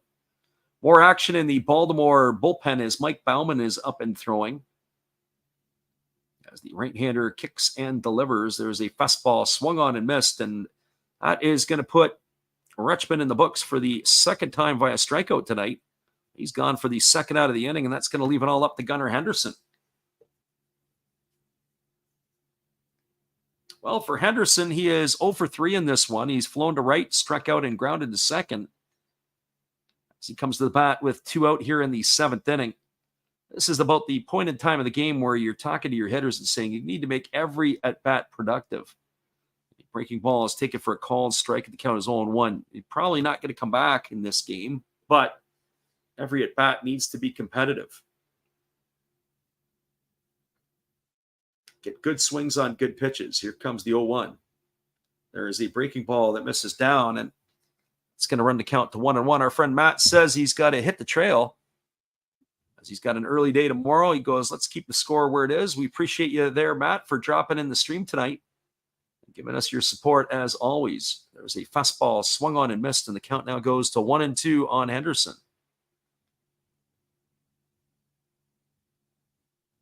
Gracie Lynn says, make the at-bats competitive to use up the bullpen arms of the team that you're playing for tomorrow. Absolutely. Grind out the at-bats, work up the counts. Limit the options of your opponent. We always used to say sometimes you got to lose a game to win too. If you don't think that you have the arms or the ability to be able to do it, and when you do lose a game like that, then you have to play the chess match, and you've got to grind out those at-bats, take the sting out of the other team's bullpen if you can get into it. As that breaking ball misses down, and the count is 2-2. A loss tonight could set up a win for tomorrow. So 2 balls and 2 strikes.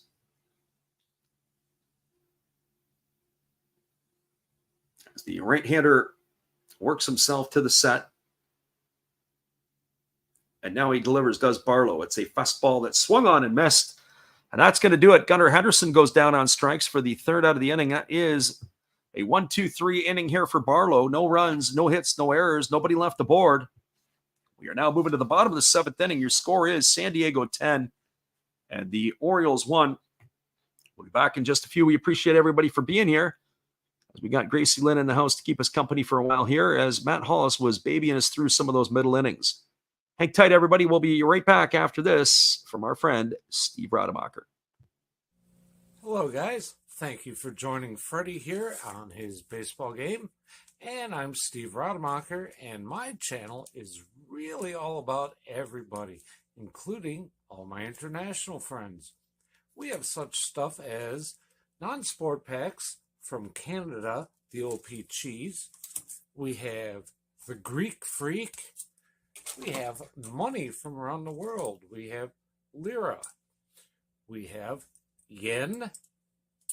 We have francs, we have pounds, we have Deutschmarks, we have all kinds of cool stuff like that. We even have some cooler things like Japanese women wrestlers and OPC baseball cards where I cannot read the back. We even have unopened material like the royal family, I know it's backwards, from London, England. Thank you for watching. Back to Freddie. Appreciate you there, Steve, and the support you give to our channel. That's Steve Rademacher, one of our supporters. Make sure you check him out after the game. It's going to be Xander Bogaerts, Jake Cronenworth, and Gary Sanchez to come to bat here in the 7th inning. As it looks like the Orioles are going to their bullpen as well. Our friend Gracie says, surprised to see us online tonight. Yep, we leave on Saturday for Japan, so it is going to be an early morning flight out of SeaTac, out of Seattle. Looking forward to that. Actually, heading down to San Francisco and then catching the flight to Japan, so it's a bit of a connector. Mike Baumann on in relief here for the Orioles. He's going to be the 4th pitcher used tonight. Baumann's making his 54th appearance. He's got a 9-0 record, 58 1/3 innings, 55 strikeouts, 30 walks, and a 3.70 ERA. So Baumann on in relief. Yeah, going to be heading off to Japan on Saturday. I actually have to go and take a look tonight, as I've got to make sure that my vehicle is going to get me there. We had a run in our camp today, and the next thing you know, I come back and might get problems with my tire pressure. I'm like, oh, I hope I didn't pick up a nail. That is what I'm going to have to do. We do have Jordan Westberg in the ball game. Take a look here. There looks like there's a couple of substitutions around and about. We'll have to get you those for the Orioles as they come about. So we'll get you those here in just a couple moments. We basically, at my end of things, we had a couple of pieces. There's a first pitch fastball swung on, grounded over to third. That's fielded by, it looks like Westberg. It's in the dirt, and that is going to be Xander Bogaerts beating it out. We're going to get that there. It's going to be an error on the third baseman. So the first ball hit to Westberg. He boots it, and Ramon Arias had come in. It was playing third base, had moved over to first, unable to pick it, as Ryan O'Hearn has moved into right field, and Anthony Santander is now out of the ball game. So E5 here, that's charged to Westberg. And that's going to bring up the first baseman, Jake Cronenworth. Cronenworth, who's 0 for 2 tonight. He has walked, scored a run, and driven in a run. There's a breaking ball taken for a called strike, and the count is 0-1. Gracie Lynn says, where does Steve get all his cool stuff? Steve is actually down in Tennessee right now. Or I should say, if he's not there, he was en route there. So he gets to pick up some stuff all the way. He's got family in that area. Here's the pitch. It's a fastball that swung on and fouled away. The count now goes to 0-2.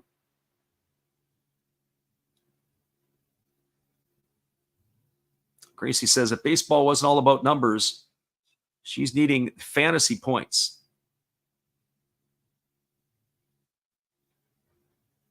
So no balls and 2 strikes here to Cronenworth as the right-hander kicks and delivers. There's a fastball that swung on and fouled away. 96 mile an hour for Baumann. I've not seen Baumann pitch this year. Pretty impressive. He's got that 9-0 record. All out of the bullpen.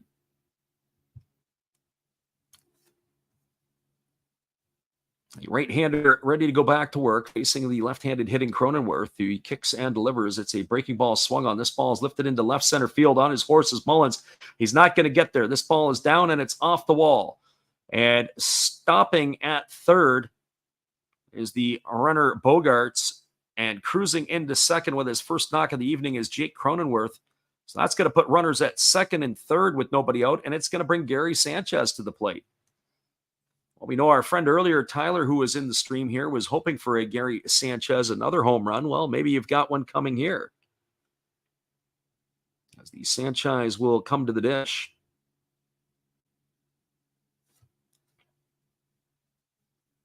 So runners at second and third, nobody out, and Gary Sanchez cut to the plate. He's 2 for 3 tonight. He's got a homer, a single.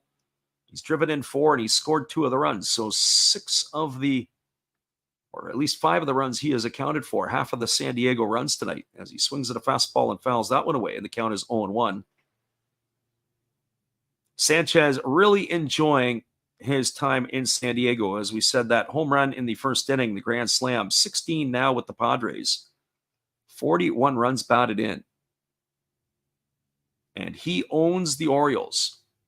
In his career, he's hit the most home runs against Baltimore. Of course, playing for the Yankees all that time. He takes a fastball for a called strike, and the count's now 0-2.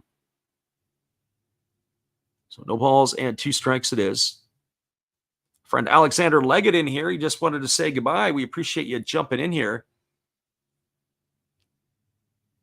Popping in to say hello and goodbye all in the one stretch. He said the Padres are getting their revenge.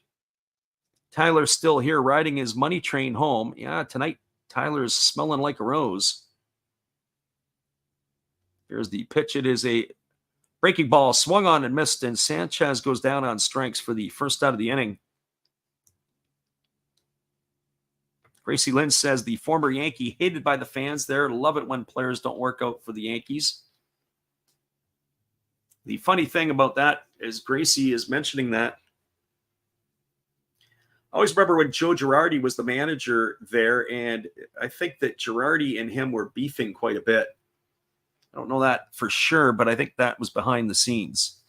Well, we have a pinch hitter for Garrett Cooper. It is going to be Matt Carpenter coming to bat, as Cooper had doubled and knocked in a run last time at bat, and he takes a first pitch fastball for a called strike. Does Matt Carpenter.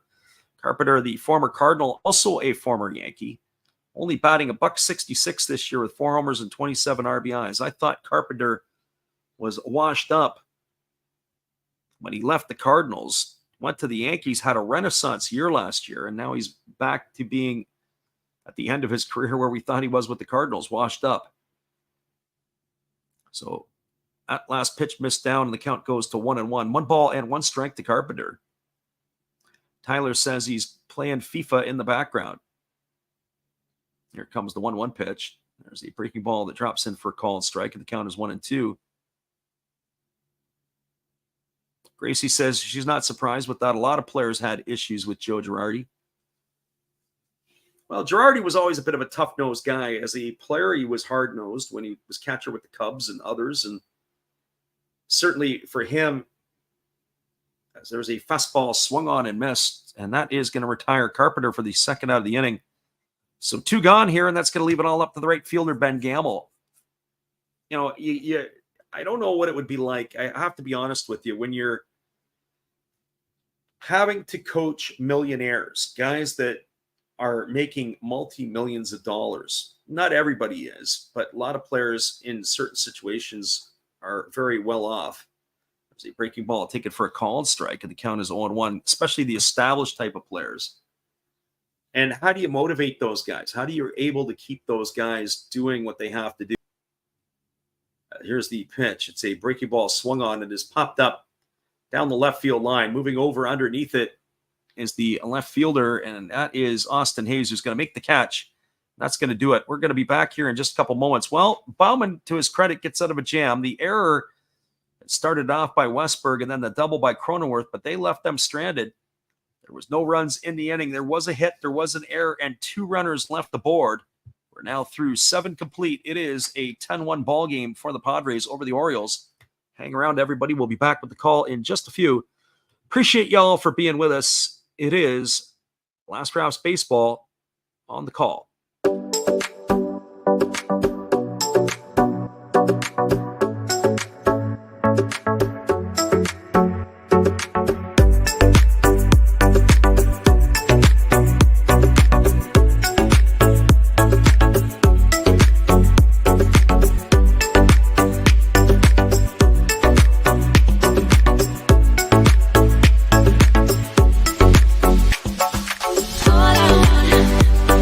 All I wanna be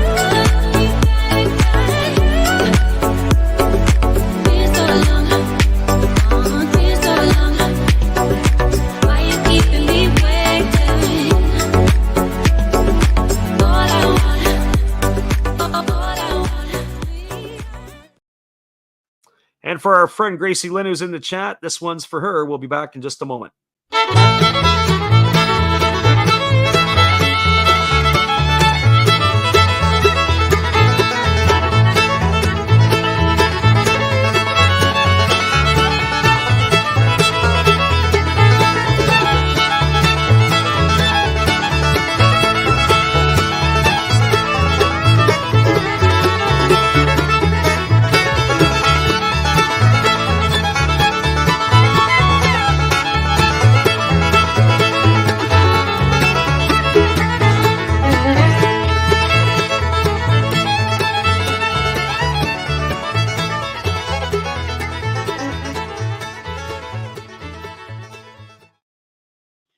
Welcome back, everybody. We're cruising to the top of the 8th inning, and coming to bat for the Orioles, it is going to be Jordan Westberg, who came in the ball game in the last half inning. He'll bat in the spot of Anthony Santander. He'll be followed by Ryan O'Hearn and Ryan Mountcastle. And the first offering is from Scott Barlow, a breaking ball that misses down and away, and the count is 1-0. Barlow back on for his second inning of work as he's facing Westberg here in the lineup. Westberg hitting .276 on the year. He got the start in last night's ball game. Takes a breaking ball for a call and strike. Count is 1-1.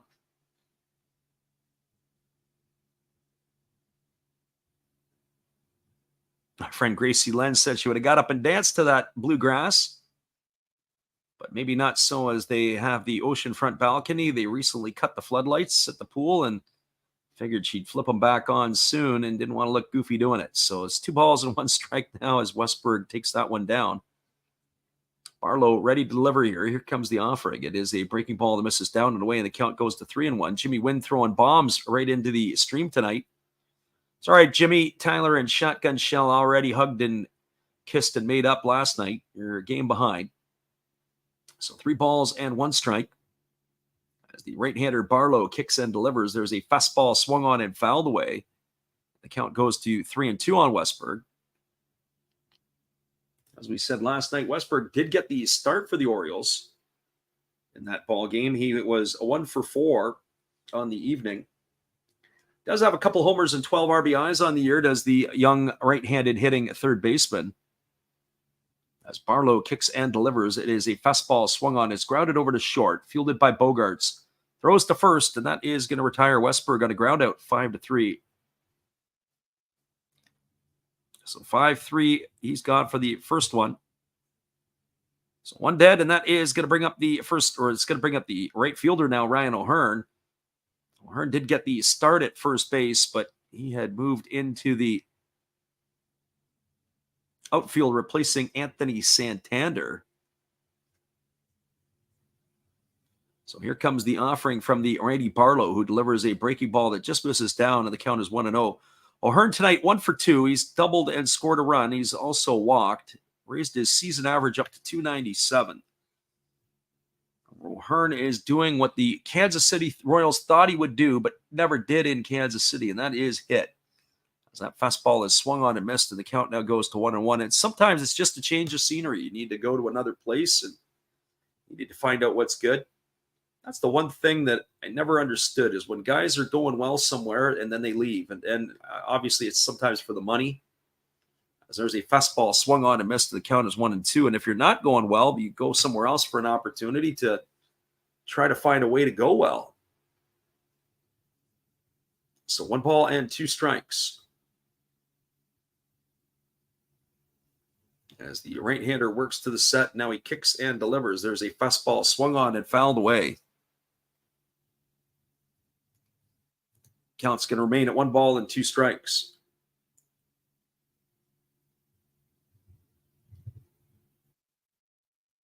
Right-hander Barlow gets his sign as he works to the set position. And now he's ready to deal. Here's the pitch. It's a fastball that misses upstairs. He appeal over to the first base umpire, but they say he didn't go to O'Hearn, and now it's going to run the count to 2-2. Gracie Lynn says she feels bad for the Royals. They've had so much talent coming up all the time, and they do nothing with it.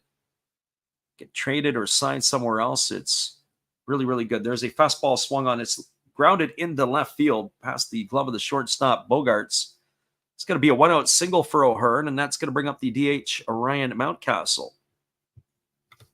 Well, I'll give you my thoughts on the Royals. The owner is, I guess, a local guy who owns that team. And as far as I'm concerned, as far as I know, is that when they got to that World Series, or I think they went to back-to-back World Series, and he had said that they were going to commit to spend on the team. And basically, they spent on Salvador Perez, and everything else was shipped off. You think Moustakas, Hosmer, Gordon, all of those players, either at the end of their careers or done, as there's a fastball swung on. It's grounded over to short.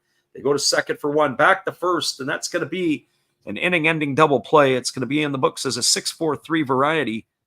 That will do it here for the Orioles in the 8th. They got no runs in the inning. They did have the hit by O'Hearn. There was no errors, and there was nobody left aboard. We'll be back here in just a couple moments. We appreciate you guys, as it is going to be the Padres coming back with a 10-1 lead as we move to the bottom of the 8th. Hang tight, everybody. I'll finish my thought on those Kansas City Royals when we get back here in just a few. We appreciate you guys for being with us. Hang tight. Last Raps Baseball would like your support. Memberships are available on our channel now. We will share with you some behind-the-scenes items that are not baseball-related, like the culinary cuisine of Japan, take you to cool Japanese public batting cages, drop in on some amateur practices in and around the Osaka and Tokyo areas, check out the unique gaming and electronic experiences in the world of Akihabara and other locations, maybe even take a ride on a Mario Kart, visit some of the cool markets all over the country, including this one in Tokyo at Nakamise Dore. But don't worry, you won't be left holding the bag.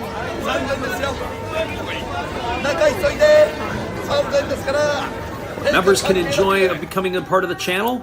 We'll have something for everyone's viewing pleasure. Become a member of Last Drafts Baseball's channel today. Monthly memberships start as low as $1.99 per month. Welcome back, everybody. We are moving to the last half of the 8th inning. Coming to bat for the Padres will be the top of the order. It'll be Ha-Seong Kim, Fernando Tatis Jr., and Juan Soto. The top 3 hitters in the batting order scheduled to hit.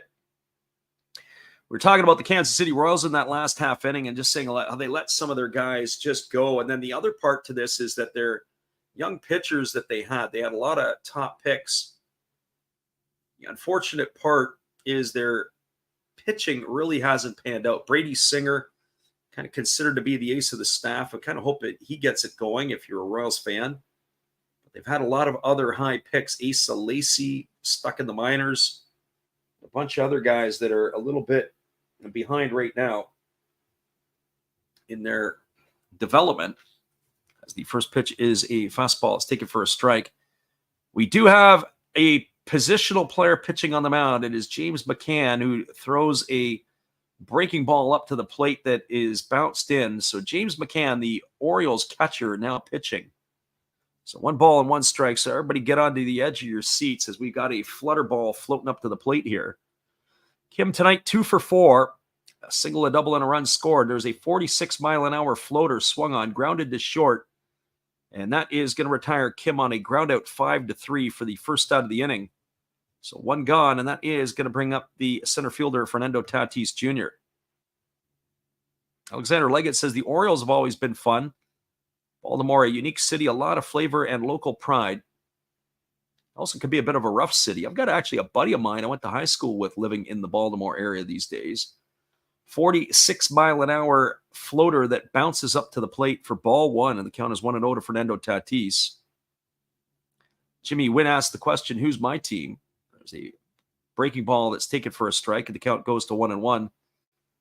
That would be the Detroit Tigers. Growing up 20 minutes from Old Tiger Stadium is the team I enjoy. There's a 48-mile-an-hour floater banged in the left field, and Fernando Tatis is going to have his 3rd hit of the ball game. So he's aboard with 1 out, and that's going to bring up the left fielder, Juan Soto.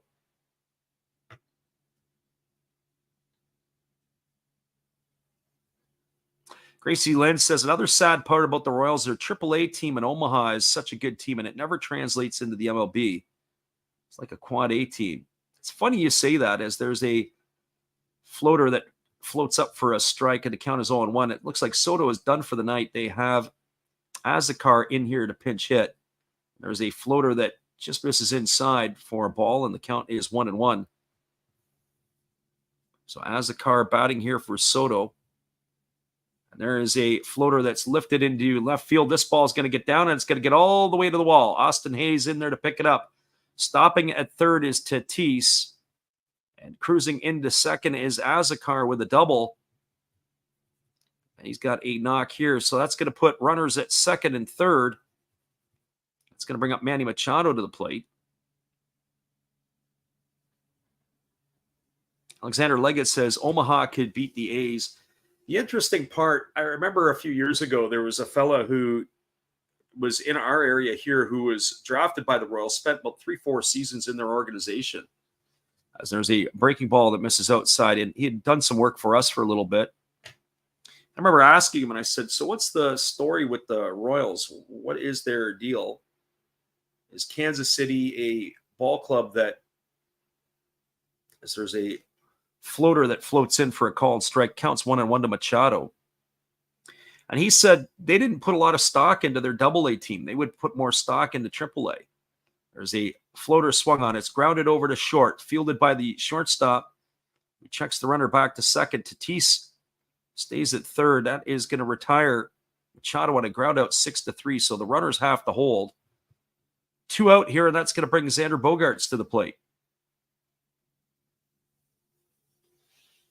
But I was asking him, and he's like, yeah, the Royals put their stock into the AAA team in Omaha. They don't put a lot of emphasis on their AA team, which is kind of weird. Because usually the prospects end up in AA. It's more of a prospect league. The AAA league is the league where the guys get sent down to work and refine their skills if they're missing a tool or two. There is a floater up to the plate. It's grounded to third. Westberg fields it. He throws on the run. And that is going to retire Bogaerts on a ground out 5-3. So James McCann comes in, gives up a couple of hits. He induces 3 ground ball outs, and that is going to do it as he walks off the mound. The catcher for the Orioles comes in and has a pretty effective inning. No runs, 2 hits, no errors, and 2 runners left aboard. We're now moving to the top of the 9th inning. Your score is San Diego Padres 10, Baltimore 1. Hang tight, everybody. We'll be right back in just a few. Appreciate you guys for checking in with us tonight. We'll bring this one home here with you. Here's Matt. Well, you've got to have an ace in the hole, a little secret that nobody knows. Life is a gamble, a game we all play, but you've got to save something for a rainy day.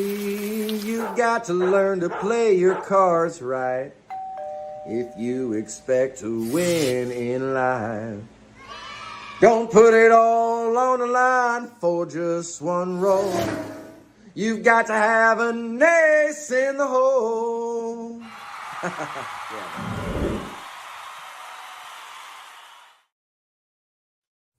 Oh, hello. Oh, hey. Yep. I'm just sitting here listening to Freddie call another game here on YouTube. Oh, yeah, going really good. He's calling a great game, really exciting, lots of stuff going on. You're lucky it's commercial break right now. I got a second. Oh, yeah, of course I'm having a cold one. Oh, yeah, got plenty of videos coming up this week. You should stop in, check them out, leave a like, tell other people. But, Freddie's coming back. I got to go catch the game. I will check in with you later. You have a good night, buddy. Bye. Appreciate you there, Steve, and the support you give to our channel. In turn, we support Steve Rademacher. Be sure to go check him out after the ball game, as it is going to be the top of the 9th inning. The Padres here have got themselves another bullpen arm under the hill. It's Luis Garcia making his 45th appearance of the year. He's got a record of 1-3 with a 4.75 ERA. He has 44 strikeouts in 41 2/3 innings. But number to be concerned about is the 20 walks, as he walks 1 every other inning. So Garcia on in relief as he's taking over for Scott Barlow, who had 2 pretty effective innings. It'll be Cedric Mullins, Austin Hayes, and Adam Frazier. The first pitch at 97 miles an hour misses inside for ball 1, and the count is 1-0.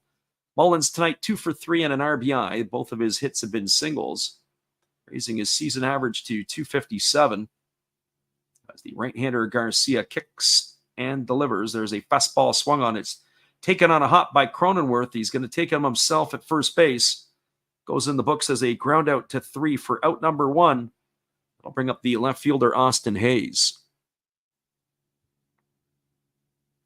Well, for Hayes, he is 1 for 3 tonight. He had a double his last time up. He's also struck out looking and flown out to right.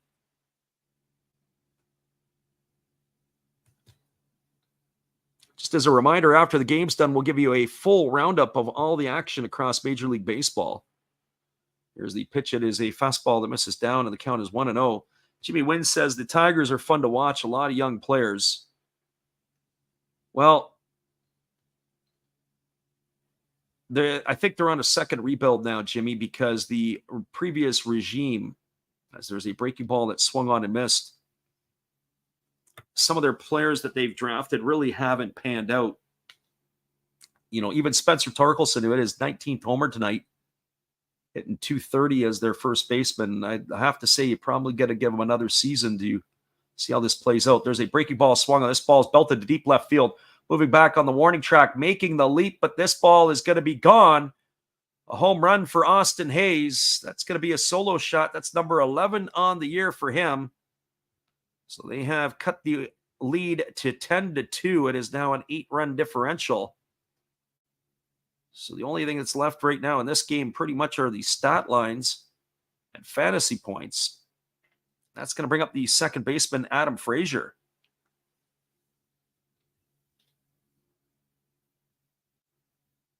Gracie Lynn says Tigers are one of those teams that either has one working or the other, meaning the offense, the defense, or the pitching. They can't seem to get it working together. As there's a fastball that misses down, and the count is 1-0.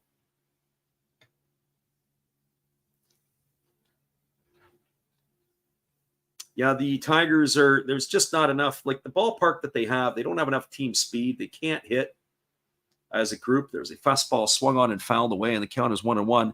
The contract of Miguel Cabrera will be coming off the books this year, and then we're going to find out if the ownership's going to start to spend. The father, Mike Ilitch, for years used to spend on the Tigers. The son hasn't shown the propensity to do so. Here's the 1-1 pitch. It's a fastball that misses up and away, and the count now goes to 2 balls and 1 strike. Garcia leans in. He gets the sign from his catcher, and now he gets ready to get back to work. Here comes the 2-1 to Frazier. Here's the pitch. It's a fastball that misses upstairs. The count is 3-1. Alexander says maybe McCann can get one too. I'm curious to see where McCann's going to fit in the batting order. I don't think he's there. I think he's just in the pitcher's spot. Here's the 3-1 pitch. There's a fastball taken for a called strike. The count is now 3-2.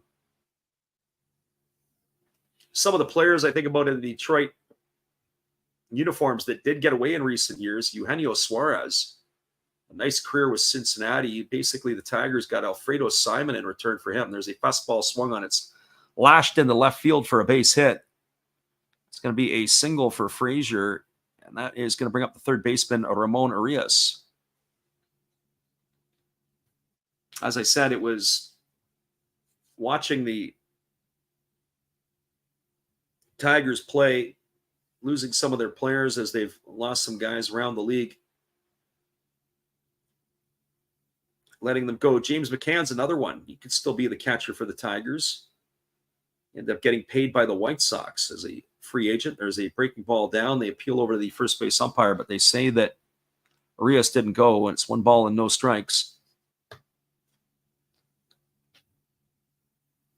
Gracie Lynn says money isn't the end all in baseball, though. Look at the Mets and the Padres tonight. We were talking about that earlier. The most 2 disappointing teams in baseball, Padres and the Mets, as that pitch misses down, and the count is now 2-0 to Urias.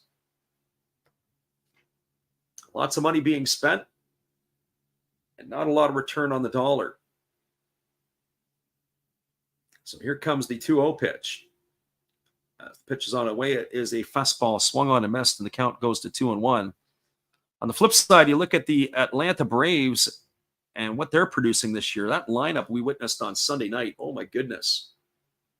That is top to bottom the strongest lineup I've seen in a long time. Michael Harris, the second, batting last and hitting 290. There is a fastball swung on and missed, and the count now goes to 2-2 on Arias. Scheduled to come to bat next is the leadoff hitter, Adley Rutschman.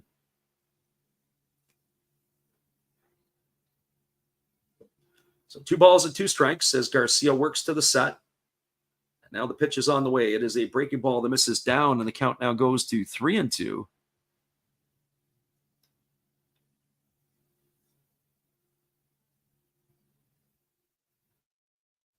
Gracie says, inversely, of course, you've got the 2 teams. You've got the Rays and the D-backs with low payrolls, and they're pretty good. There's a fastball swung on. It's grounded down the third baseline slowly, and it's going to come to a stop, and that's going to put runners at first and second as Arias is going to be aboard with a single. That was a swinging bunt. Machado was playing very deep at third. The ball basically died into the grass, and that is going to put runners at first and second and bring Adley Rutschman to the plate. Gracie indicates that Harris has moved up to second in the batting order because Albies hit the injured list today. Yeah, I saw they recalled Vaughn Grisham as he's going to be making his return as there's a changeup that misses upstairs for a ball, and the count's 1-0 to Rutschman. Rutschman's had a tough night at the office tonight. He's 0 for 4. He has flown to right. He's grounded to short and struck out twice. 10-2, the Orioles are trailing here with 2 outs left in the ball game. As that fastball misses outside, and the count now goes to 2-0 on Rutschman.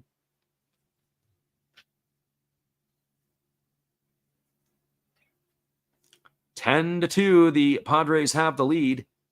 Here in the 9th inning, there's 1 gone. It's 2 balls and no strikes to Adley Rutschman.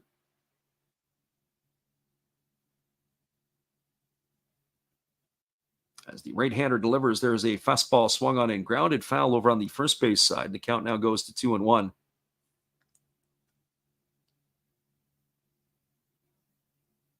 As we said, that is one heck of a lineup that the Braves can roll out. CV back in the house. We appreciate you for popping in. 10-2 CV. The Orioles have cut the lead to 8. They've got 2 on and 1 out here with Rutschman hitting.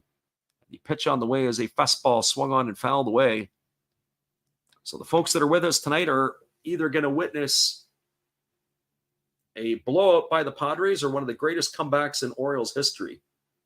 Either way, one of these 2 things are about to happen here in the next little bit, so we're glad you're with us. As the right-hander Garcia holds set, here comes the 2-2 pitch. It's a breaking ball swung on. It is grounded to the right side, fielded by Cronenworth, who underhand flips it over to Bogarts at second. Cronenworth had to go so deep into the 4-hole, he fielded it on the run and flipped it underhand to the shortstop covering at second. It's going to be a fielder's choice. Adam Frazier is going to advance to third. Arias is gone at second for the out. It's going to go in the books as 3-6 on that fielder's choice, and Rutschman will be safe at first. That's going to leave it all up to the shortstop, Gunnar Henderson. Nice play there by Cronenworth. That's what you have when you have a middle infielder playing first base. A lot of range as he was able to make the play and get that runner at second. So Sanchez is going to go out and have a chat with his pitcher, Garcia here. CV says he drove home after teaching my night class. Yeah, we're still on here. We would have thought that this game might have been over a little bit ago, but it does carry on here. As Henderson comes to bat, the Orioles are down to their last out. 10-2 is the score. Padre fans are on their feet cheering for the final out of the game. The first pitch fastball is hammered foul down the left field line, and the count is 0-1. That'll be Jordan Westberg, who waits his turn on deck. Should Gunnar Henderson reach safely? Henderson 0 for 4 tonight in this one. Struck out twice. CV asks if Hollis is with us. He checked out a couple innings ago, but he was with us for about 4 frames. Here comes the pitch. It's a breaking ball swung on and fouled off the other way, and the count now is 0-2 to Henderson. Gracie says, hit a big fly here, and it gets interesting. Only for the gamblers who are watching these over-unders and where they might cash out at. So here comes the 0-2 pitch. Fans again on their feet, down to their final strike of the Orioles. Here's the pitch. Breaking ball swung on and fouled away. Count remains at 0-2 to Gunnar Henderson.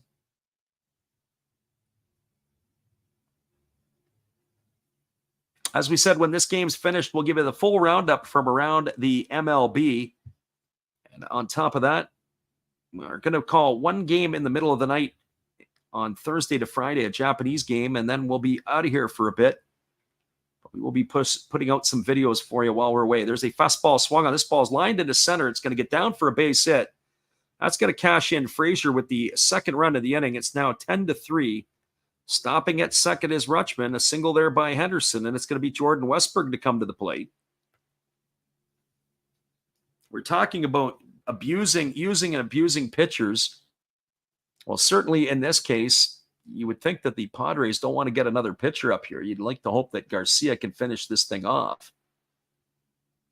If you're the Orioles, you want to keep the hit parade going and take it into tomorrow with you.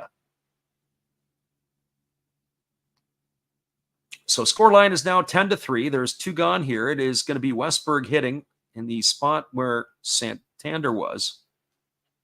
Pitching coach is on the mound here for the Padres as he's having a few words with his right-hander Garcia. Alas, Diaz has come out 26 pitches here in the ninth inning for Garcia, so he has struggled here tonight.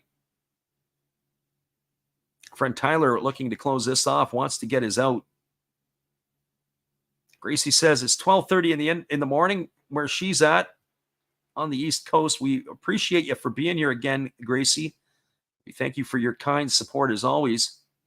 So we look forward to seeing you back on. We'll be doing some other stuff and look forward to seeing you in September when we get back again. Hopefully we'll catch up then and see you in the stream. Here comes the first offering here to the right-handed hitting Westberg. As Garcia delivers a fastball that swung on and fouled straight back, and the count is 0-1. As we said, Westberg hitting here for Anthony Santander. 0-for-1 tonight. He grounded out his first trip up to the plate in the eighth inning. As the right-hander works to the set and now delivers. There is a fastball taken for a called strike, and now Westberg's in the hole at 0-2. Again, the crowd on their feet as the Orioles down to their final strike. Right-hander Garcia works to the set position. And here comes the pitch. It is a breaking ball that misses down, and the count goes to 1-2. So 1 ball and 2 strikes.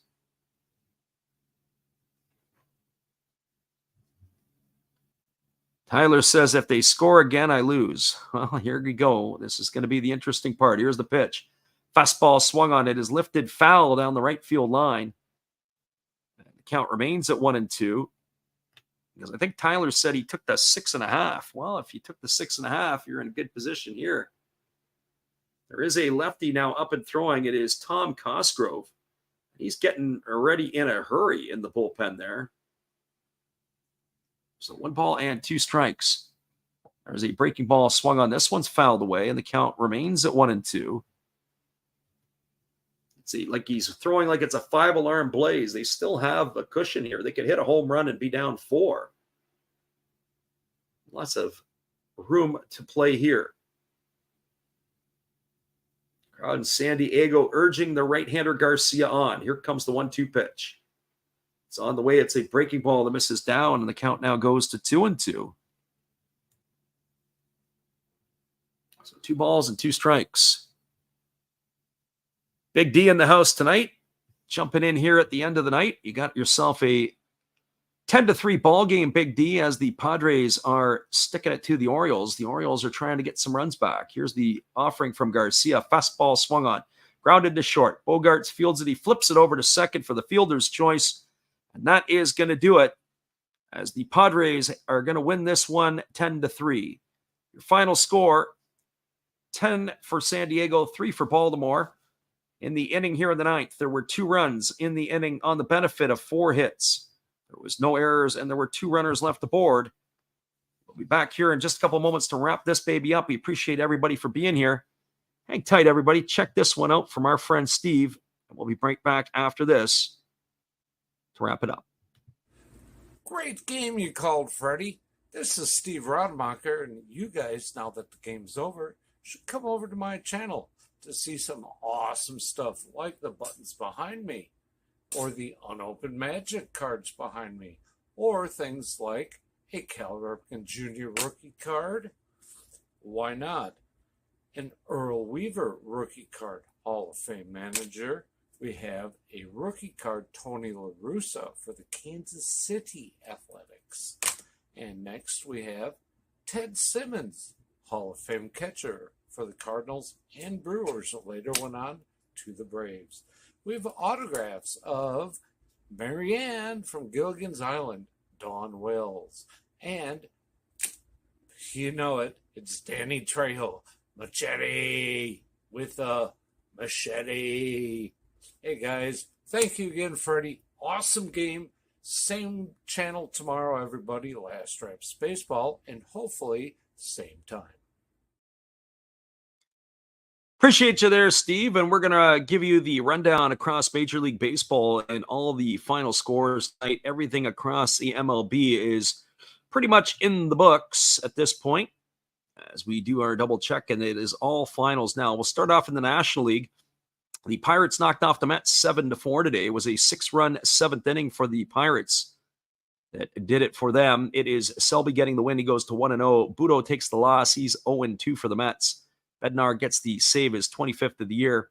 Home runs in the ball game. Peguero hit his 5th for the Pirates. Nimmo, Stewart, and Arauz hit home runs for the Mets.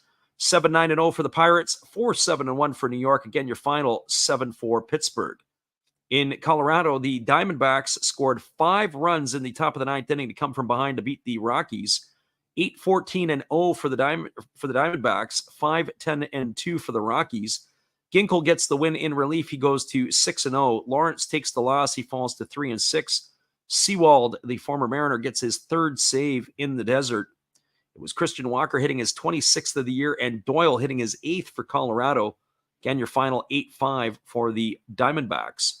In Los Angeles, Bobby Miller got his 7th win of the year as the Dodgers knocked off the Brewers 6-2. The Brewers jumped out early with a 1-0 lead, but it was a run in the 5th and 5 in the 6th that helped the Dodgers pace their way to victory.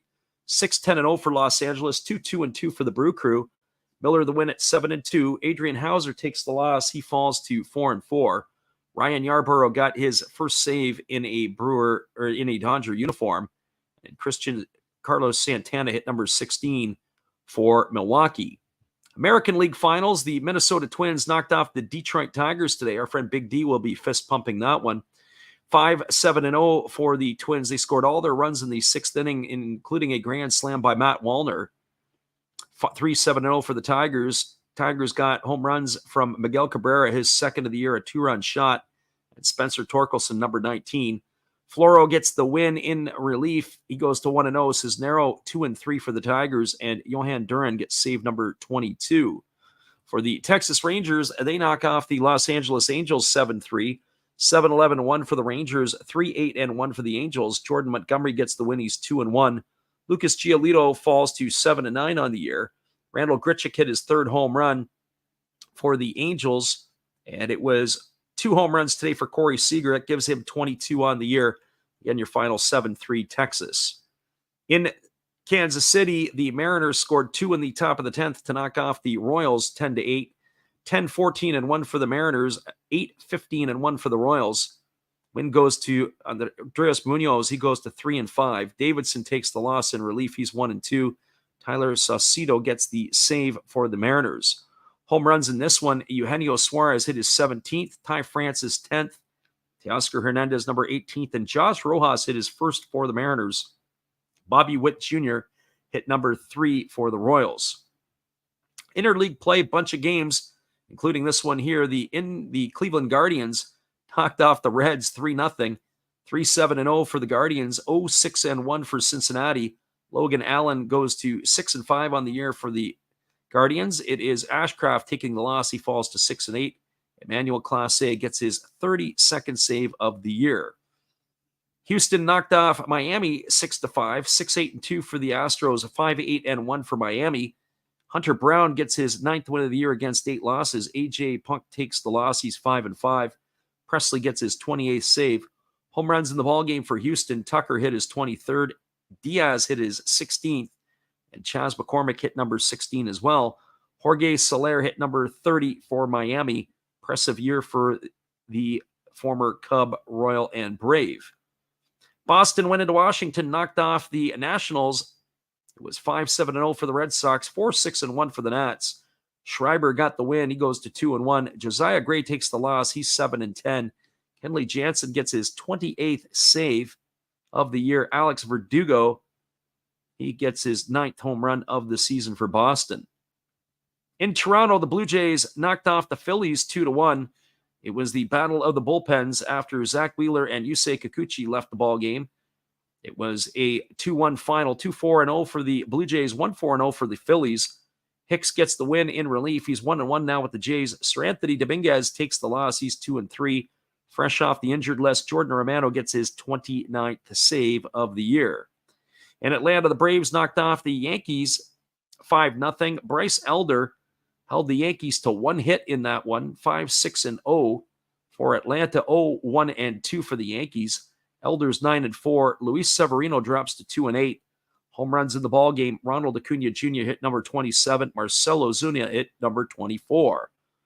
In St. Louis, the Cardinals took care of the Oakland Athletics 6-2, 6-14-0 for the Cardinals, 2-6-0 for Oakland.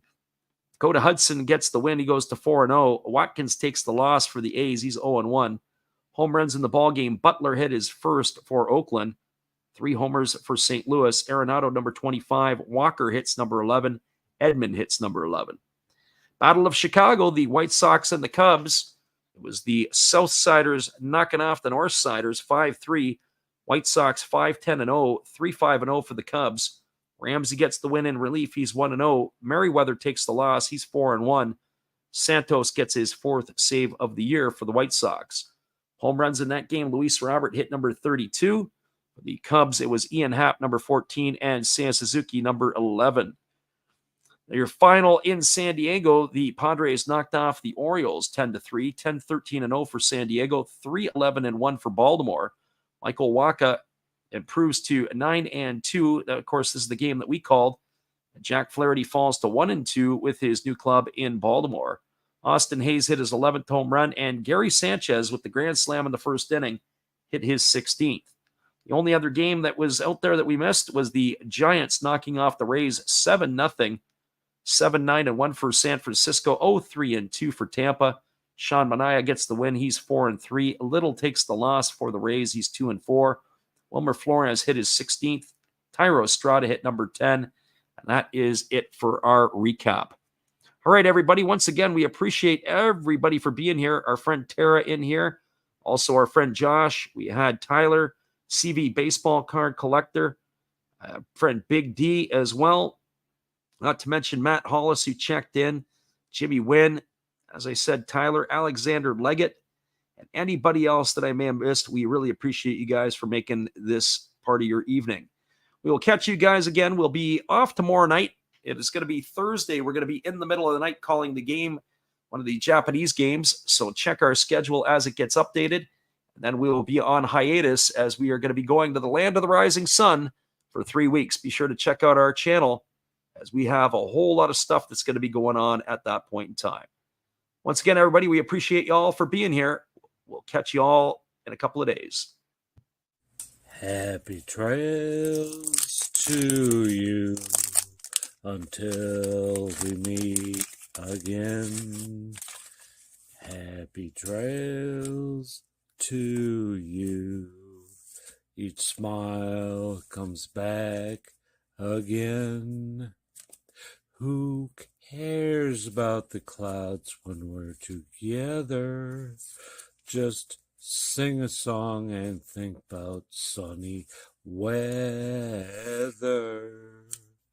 Happy trails to you until we meet again.